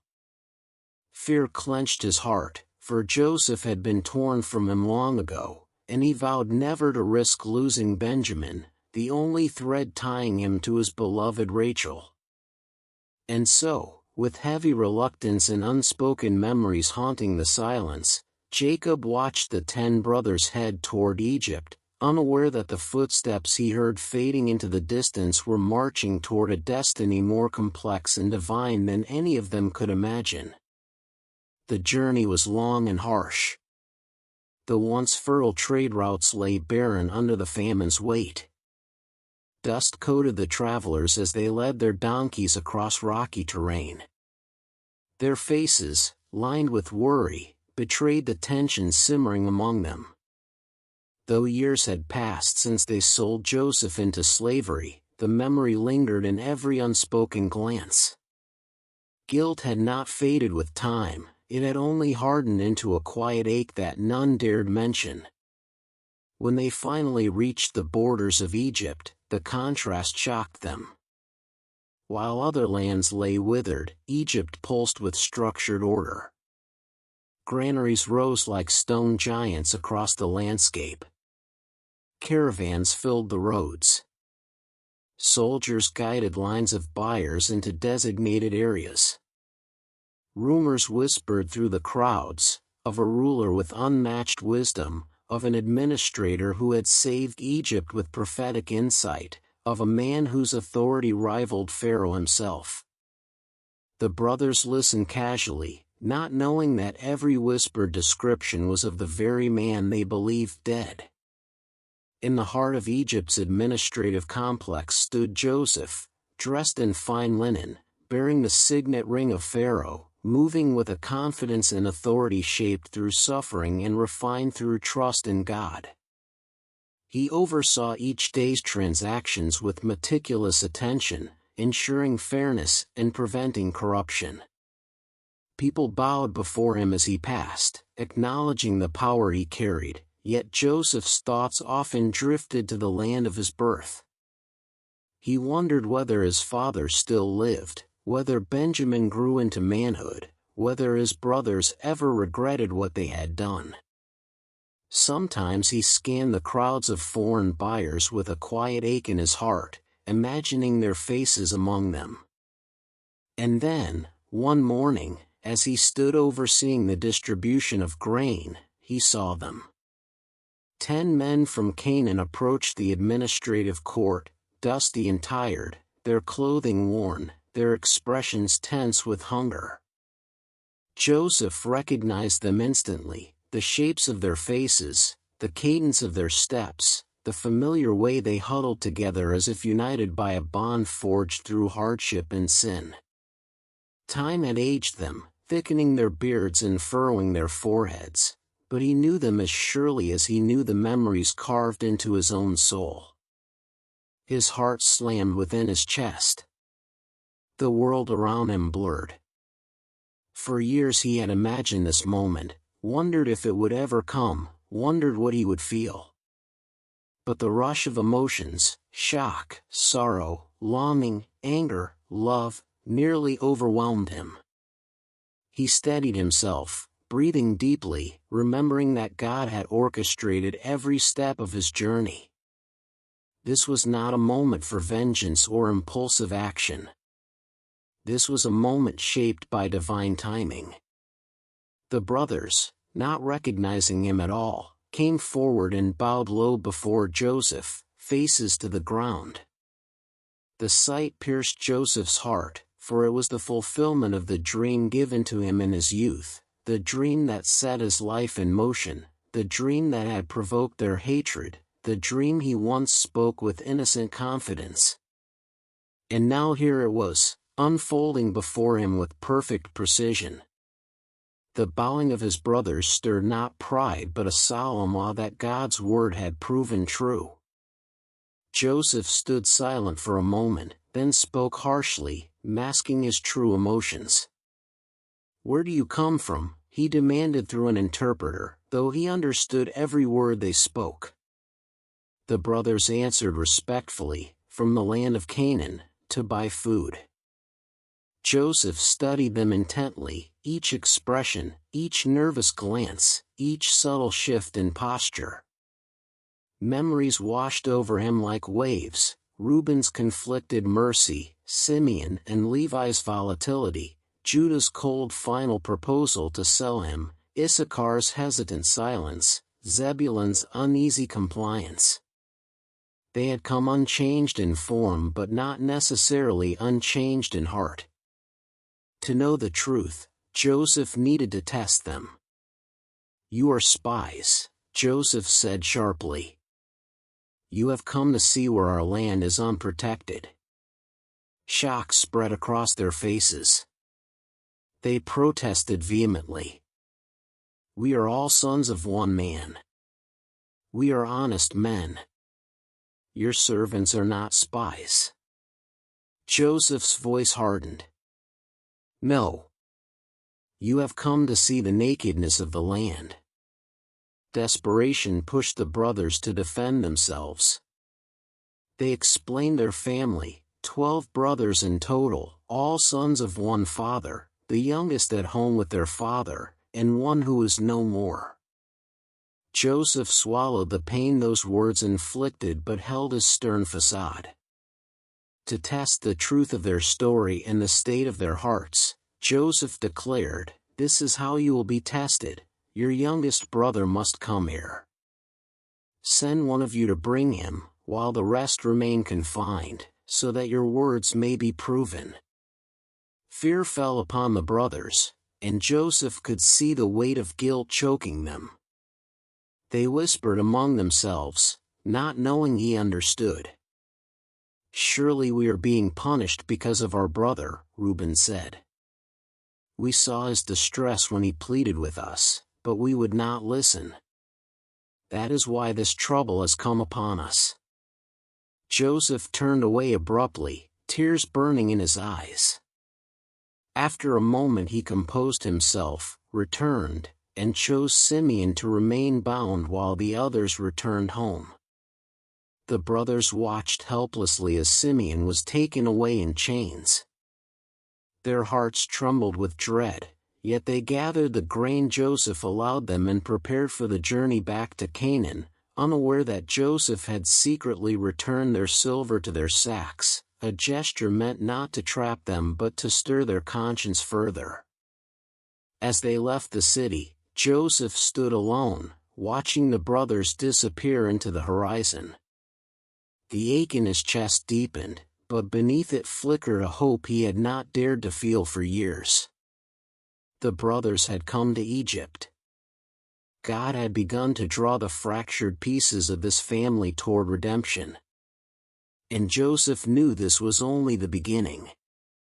When the brothers departed from Egypt, their donkeys laden with grain, their hearts were heavy with fear and confusion, for the stern Egyptian ruler had shaken them to their core.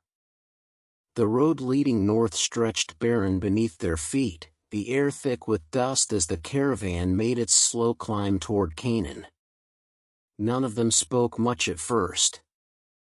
The shock of Simeon's imprisonment clung to them like a shadow, and the demand to bring Benjamin, Jacob's most guarded son, felt like a sentence they could not escape. Every step of the journey carried the weight of uncertainty, and guilt stirred within them like an old wound reopened. They did not know the true identity of the man who held their brother captive, nor did they understand why he had spoken with such piercing severity, yet deep inside they sensed that the hand of God was pressing upon them, calling old sins into the light.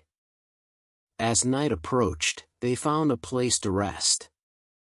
The brothers gathered around their animals, weary from the day's travel. Reuben suggested they check their supplies before darkness swallowed the camp. One of the brothers, perhaps out of habit, opened his sack to pull out feed for his donkey. The moment he looked inside, his breath caught in his throat. Nestled atop the grain was a familiar glint, the silver they had paid in Egypt. His face drained of color. Hands trembling, he pulled out the pouch. "My silver," he gasped. "It has been returned. It is here in my sack." The others turned sharply, disbelief etched across their faces.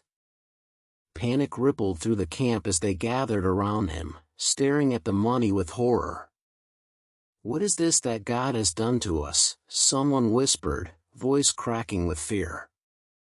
Their minds raced. Had the ruler planted it purposely to accuse them later of theft? Was it a divine judgment? A trap?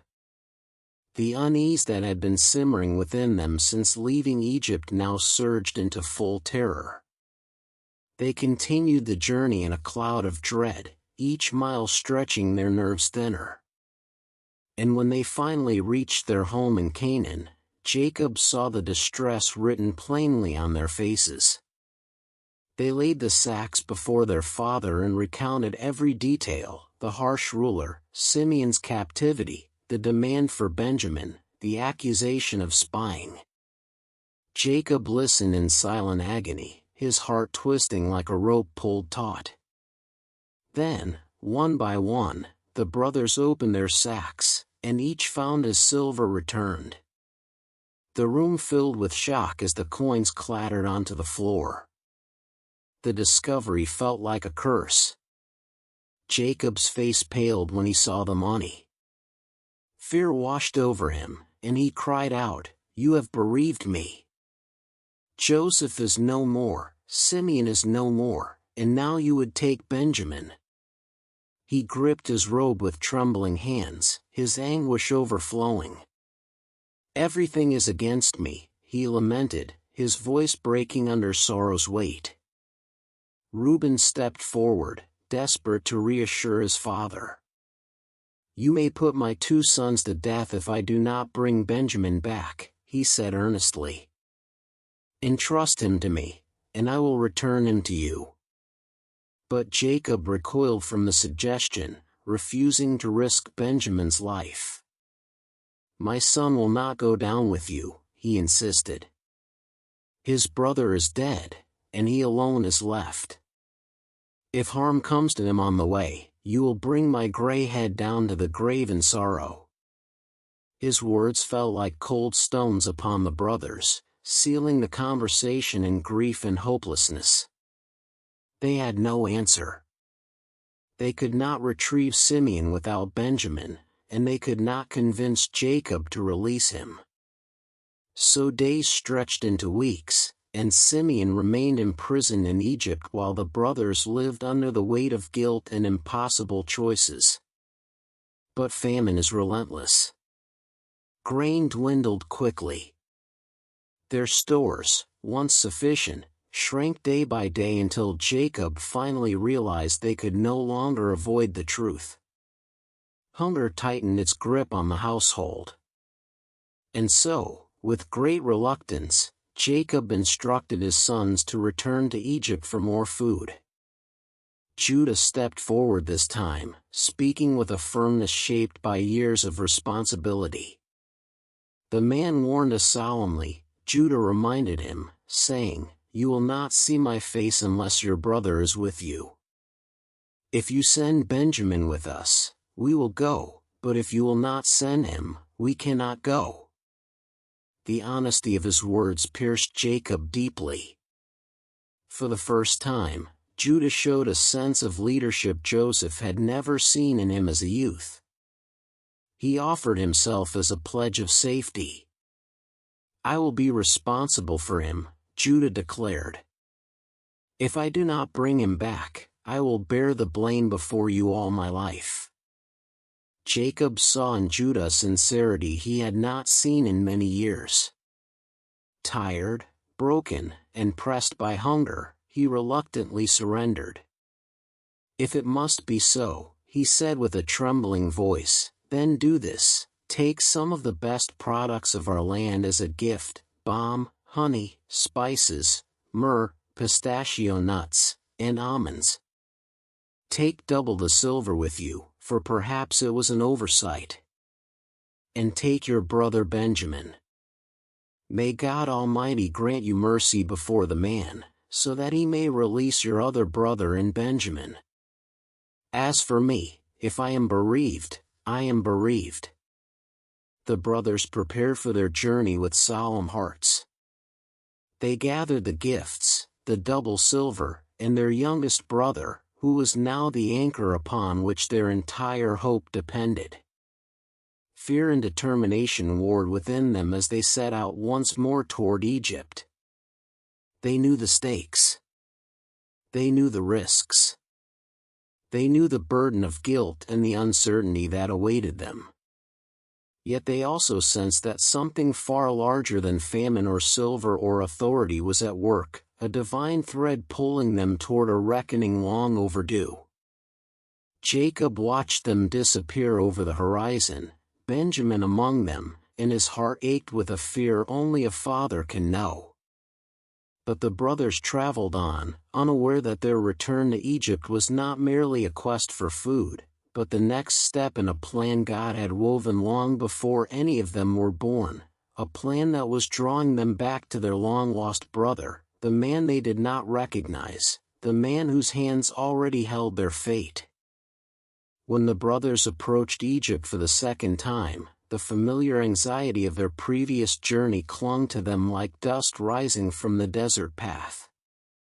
Yet this time the fear ran deeper, for Benjamin walked among them, the son Jacob had shielded for decades, the last thread tying him to Rachel. The brothers guarded him closely, glancing at him with a mixture of protectiveness and dread, knowing that their father's life was bound to the boy's safety. As the walls of Egypt's great city came into view, their steps grew heavier. They knew the eyes of the harsh Egyptian governor would be upon them, judging their every movement, their motives, their truthfulness. The gifts they carried, balm, honey, spices, nuts, and other precious goods, felt small compared to the weight of their responsibility. And the silver, doubled in amount, clinked in their bags like a reminder of the mystery that had terrified them since their last departure.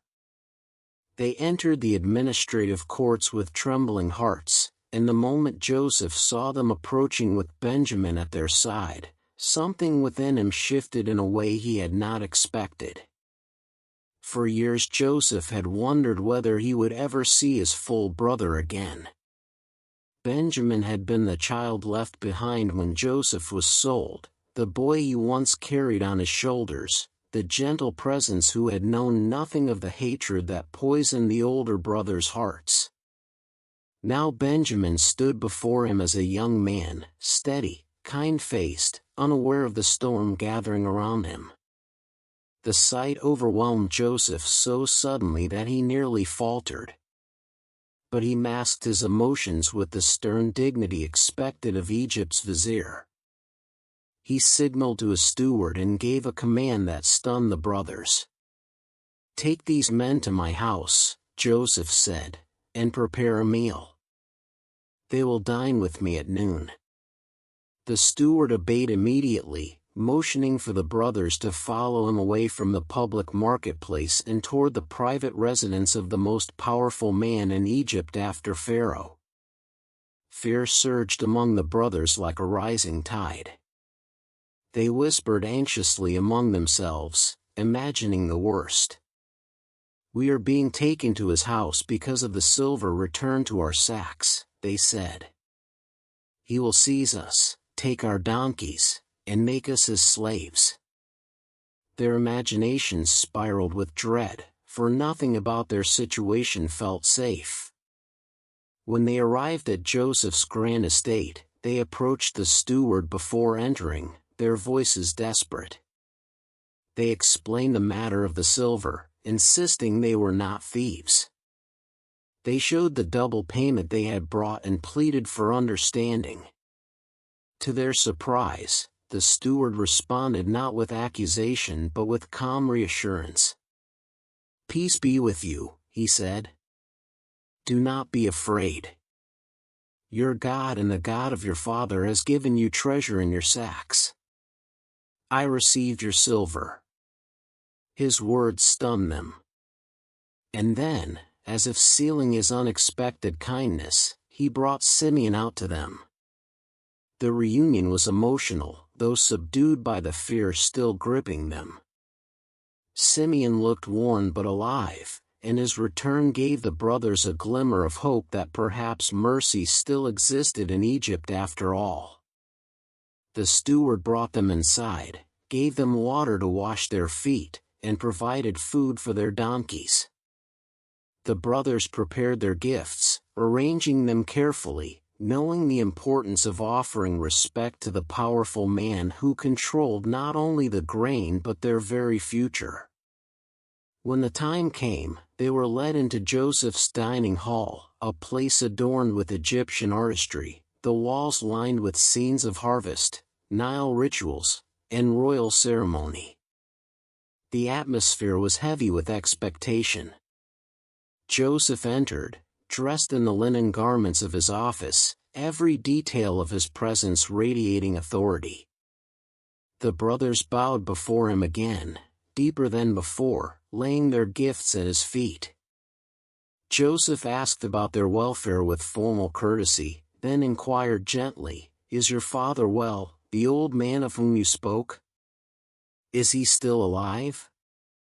The brothers answered respectfully, "Your servant our father is alive and well," and bowed once more. Joseph's breath caught.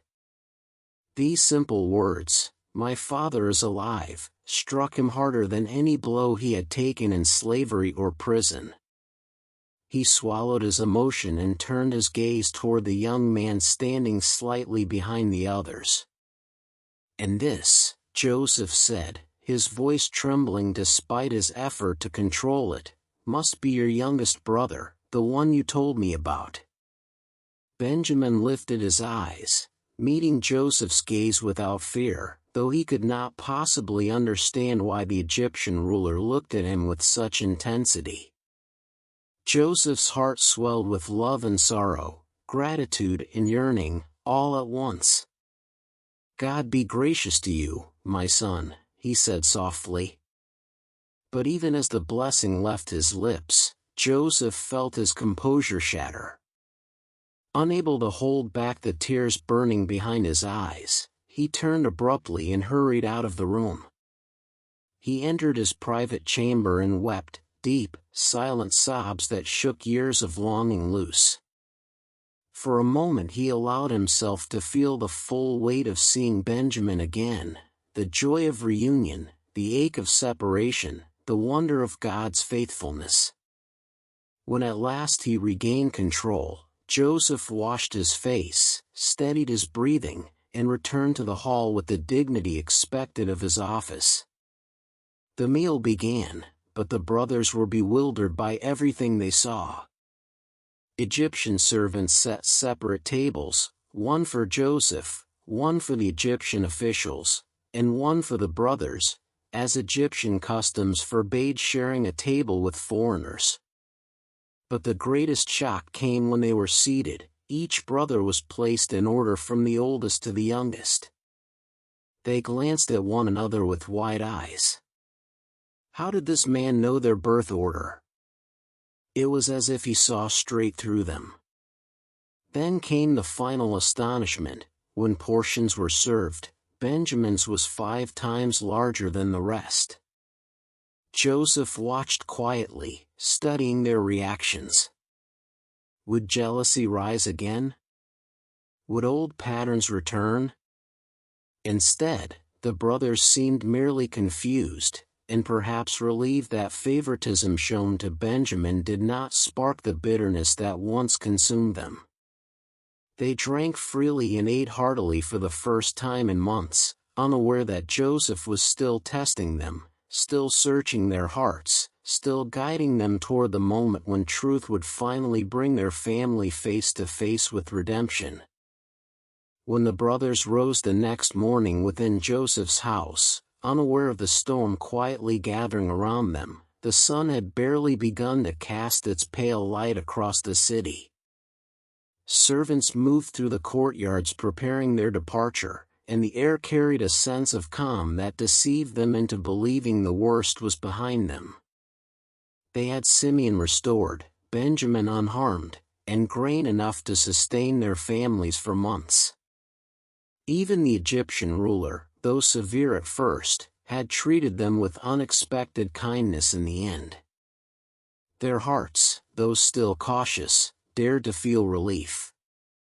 But Joseph had not finished his work. His soul was torn between longing and purpose, between the tenderness he felt for his family and the divine mission placed before him. He needed to know beyond any doubt whether his brothers had changed, whether the cruelty of the past still lingered beneath their skin, whether they would abandon Benjamin just as they once abandoned him. This final test would reveal everything. Joseph summoned his steward early in the morning and gave him clear instructions. "Fill the men's sacks with as much grain as they can carry," he ordered, "and place each man's silver in his sack." The steward nodded, accustomed to Joseph's unconventional commands. Then Joseph added the part that made the steward pause, not out of disagreement but out of awe at Joseph's intricate wisdom. "Take my silver cup, the one from which I drink, and place it in the youngest one's sack." The steward bowed, understanding that this plan was no act of vengeance but something deeper, a test crafted by a man seeking truth from a family scarred by betrayal. At once he carried out the instructions, slipping the gleaming silver cup into Benjamin's sack beneath layers of grain. The brothers, unaware of what had been done, prepared their donkeys and thanked the steward for his hospitality. Their spirits lifted as they left the city gates. For the first time in a long while, hope seemed within reach. They imagined returning to their father with full sacks, Simeon restored, and Benjamin safe. They imagined Jacob's weary face brightening as he saw all his sons together. But they had scarcely traveled beyond the outskirts of the city when the sound of pounding hooves thundered behind them. Joseph had dispatched his steward with a small contingent of soldiers, and soon the brothers halted in confusion as the Egyptians surrounded them. The steward dismounted and stood before them with stern authority. "Why have you repaid good with evil?" he demanded. The brothers stared at him, stunned and bewildered. "What are you saying?" they asked. The steward's voice rose sharply, echoing the accusation Joseph had instructed him to deliver. "You have stolen my master's silver cup, the one he uses for divination." A wave of horror swept over the brothers like icy water. "Theft? A silver cup?" They exchanged frantic looks. None of them had even glimpsed the cup, let alone taken it. Their fear quickly transformed into indignation. "Why would we steal from your master?" they protested. "We brought back the silver from our first trip, even though we found it in our sacks. Why would we steal now? If any one of us has the cup, he will die, and the rest of us will become your master's slaves." The steward listened calmly, then delivered Joseph's predetermined reply. "Very well," he said, "but only the one found with the cup shall become my master's slave.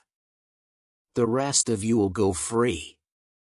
The brothers agreed without hesitation, confident in their innocence. They lowered their sacks to the ground, lining them up in order as the steward began his search, first Reuben's, then Simeon's, then Levi's, then Judah's, moving down the line with methodical precision. Each sack revealed nothing more than grain and silver. Their confidence grew with every inspection. But when the steward reached Benjamin's sack, the air thickened with dread. He opened it, reached inside, and drew out the shining silver cup. A sound escaped the brothers, a collective cry of disbelief, anguish, and devastation. Benjamin stood frozen, his face pale, unable to comprehend how the cup had ended up in his possession. The brothers tore their clothes in anguish, their grief erupting from them like an old wound ripped open. They had sworn to protect Benjamin with their lives. Now the very thing they feared most had happened before their eyes. They loaded their donkeys once more, and instead of continuing toward home, they turned back toward Egypt with heavy hearts and trembling limbs. When they entered the city again, their numbers unchanged but their spirits crushed, they were brought before Joseph. He sat upon his elevated seat of judgment, his expression stern. The brothers approached and bowed low before him. Joseph looked at them with an unreadable gaze.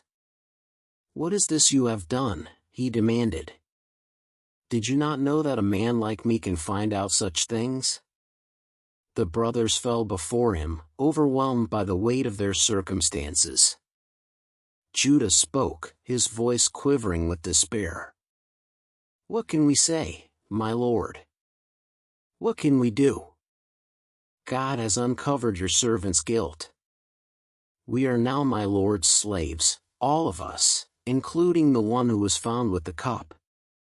But Joseph's test was not yet complete. He responded with cold precision. "Far be it from me to do such a thing. Only the man who was found with the cup will become my slave. The rest of you, go back to your father in peace." The words struck like a hammer. Their worst nightmare had taken shape, the possibility of abandoning Benjamin, of returning to Jacob without him, of repeating the sin that had shattered their family long ago. Joseph's eyes scanned their faces, reading each silent reaction. Would they abandon Rachel's youngest son just as they abandoned him? Would they sacrifice their brother for their own freedom? Or had time, and suffering, changed them? The brothers stood trembling, and Joseph waited, watching, listening, searching for the truth written in their hearts. The final test had begun. The brothers traveled swiftly across the barren lands between Egypt and Canaan, driven by a mixture of awe, disbelief, and trembling anticipation.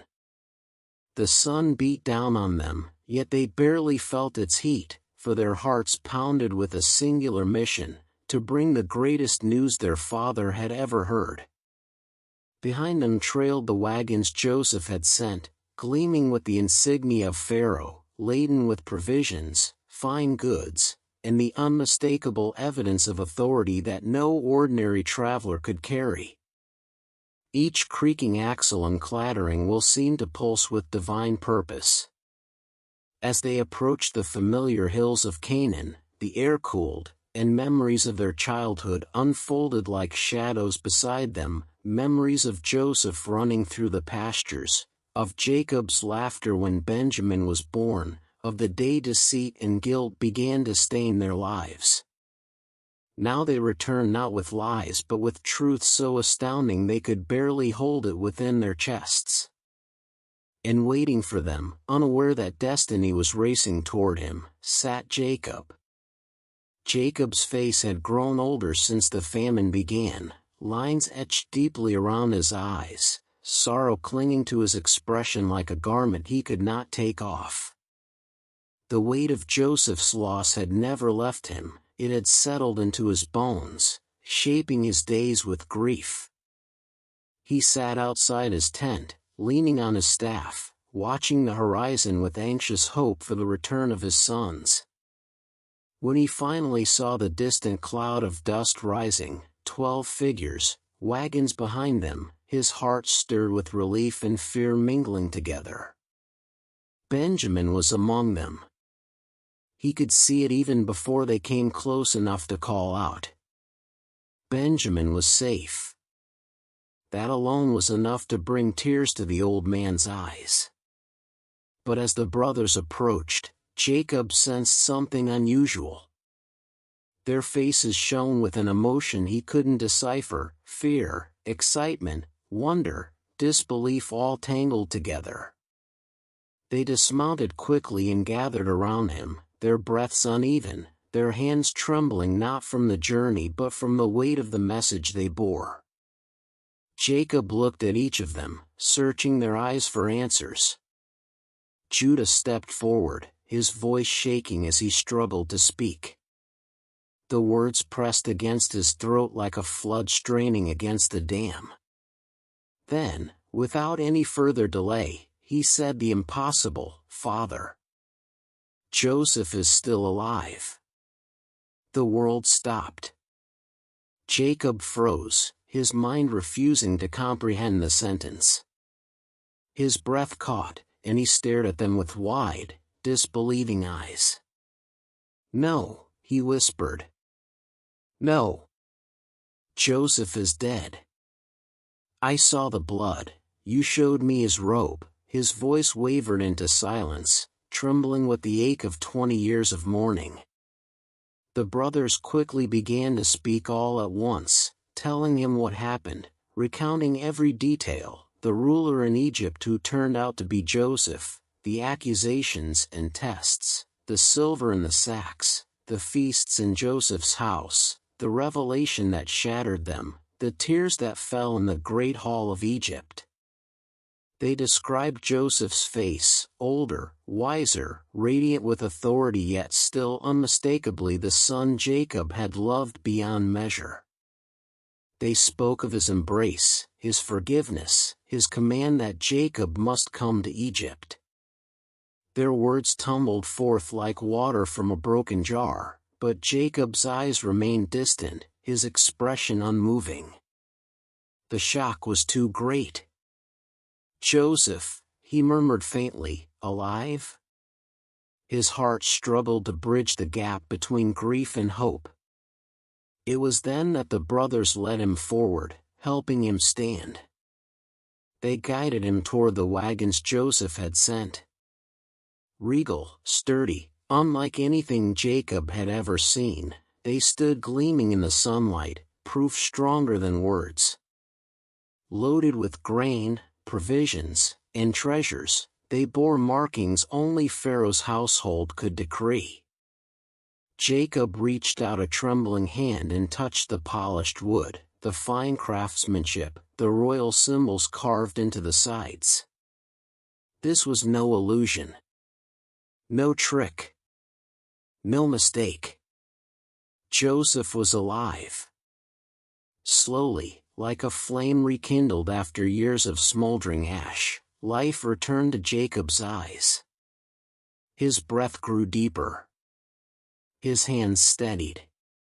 His spirit, long crushed beneath sorrow, stirred with renewed strength.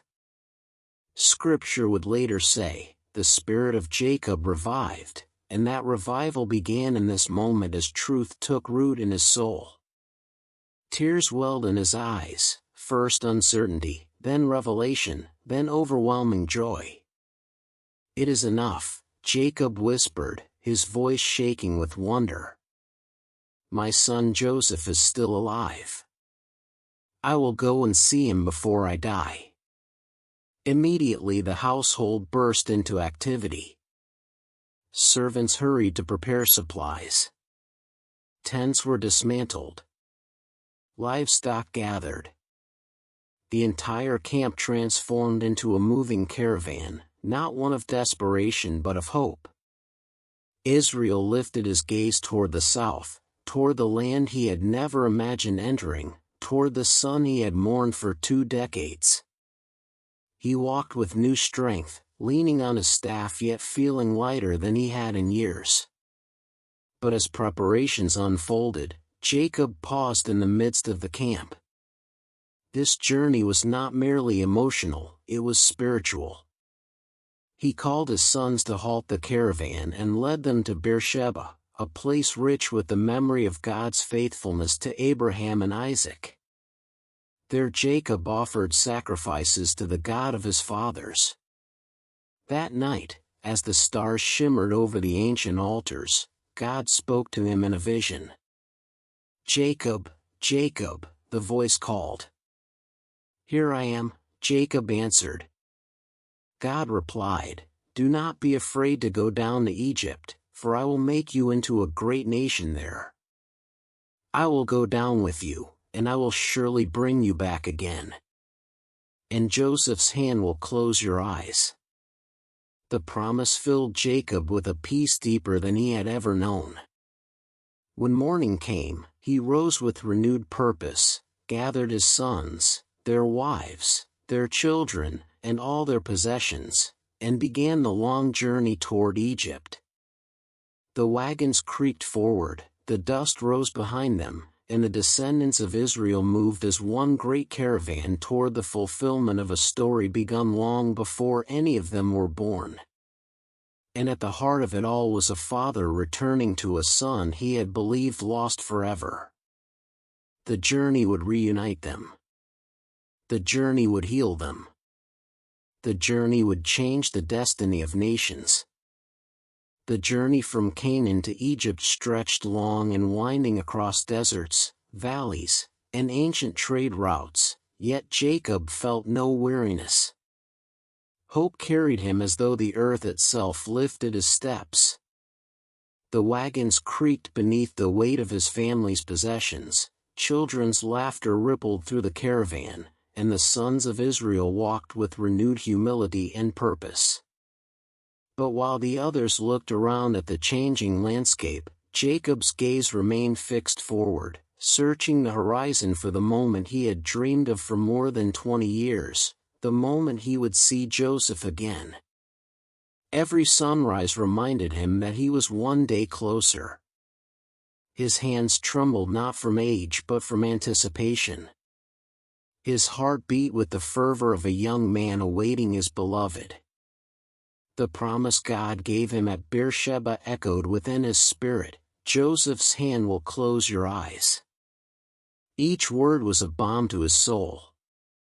The son he thought dead, the son whose loss had carved a canyon of grief through his life, was alive. Meanwhile, in Egypt, Joseph prepared for the arrival of his father with a mixture of joy and a trembling he could not hide. For years he had commanded Egypt with calm authority, navigating famines, advising Pharaoh, feeding nations. But the prospect of seeing Jacob again stripped away his Egyptian grandeur, revealing the same longing, vulnerable son he had once been. When the news reached him that the caravan of Israel had entered the region of Goshen, Joseph did not wait for ceremony or protocol. He ordered his chariot immediately. His servants watched as he climbed into the royal vehicle with breathless urgency.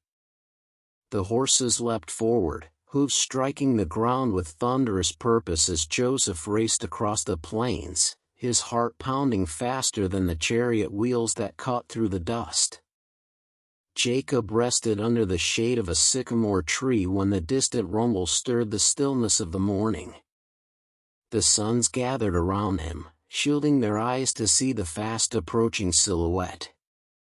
The chariot, adorned with Egyptian gold and pulled by the finest horses in Pharaoh's stables, charged across the open fields of Goshen. A murmur spread through the gathered families, whispers of awe and uncertainty. But Judah knew. Reuben knew. They all knew. Only one man in Egypt rode with such authority and such urgency toward them. "Father," Judah said quietly, "it is him." Jacob rose slowly, leaning on his staff, but strength surged into his limbs as though heaven itself carried him forward. His breath quickened. His eyes strained to see through the bright sunlight reflecting off the golden chariot. The horses slowed. The wheels ground into the earth. And then Joseph, no longer the distant ruler of Egypt, but Joseph, the beloved son of Jacob, descended from the chariot and ran to his father. The moment their eyes met, 22 years dissolved into nothing. The famine, the suffering, the betrayal, the grief, all melted away. Joseph threw his arms around Jacob's neck, burying his face in his father's shoulder as he wept with a depth only a lifetime of longing could produce. Jacob clung to him with trembling arms, his tears falling onto Joseph's cheeks. The world around them faded. It was as though time itself bowed before the sacred reunion. For a long while they remained locked in each other's embrace, weeping like a father and son resurrected from the dead. "I am ready to die," Jacob whispered through tears, "now that I have seen your face and know you are still alive." Joseph shook his head, holding him even tighter, unwilling to let go. "No, Father," he murmured, "there is still more to do, more to see. God has brought us together again." The brothers watched from a distance, some with tears, some with awe, all humbled by the sight. The guilt they once carried now gave way to gratitude as they witnessed restoration far beyond what any of them deserved. What Joseph had said was true. God had worked through every step, every wound, every betrayal to preserve life and to bring them to this moment of grace. When at last Jacob and Joseph stepped apart, Joseph wiped his father's tears with gentle hands. He guided him toward the waiting families, introducing him to the land of Goshen, the place Pharaoh had chosen for Israel to dwell, a fertile region well suited for their flocks and herds. Joseph promised to speak to Pharaoh personally on their behalf. "I will tell him," Joseph said, "that you are shepherds, keepers of livestock. He will allow you to settle here, in the best of the land, protected and provided for."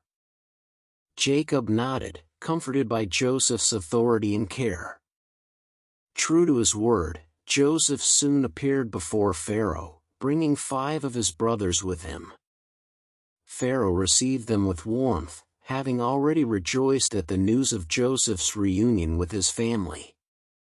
When he learned of their occupation, he offered the land of Goshen without hesitation and even invited them to oversee his own royal livestock if they were willing.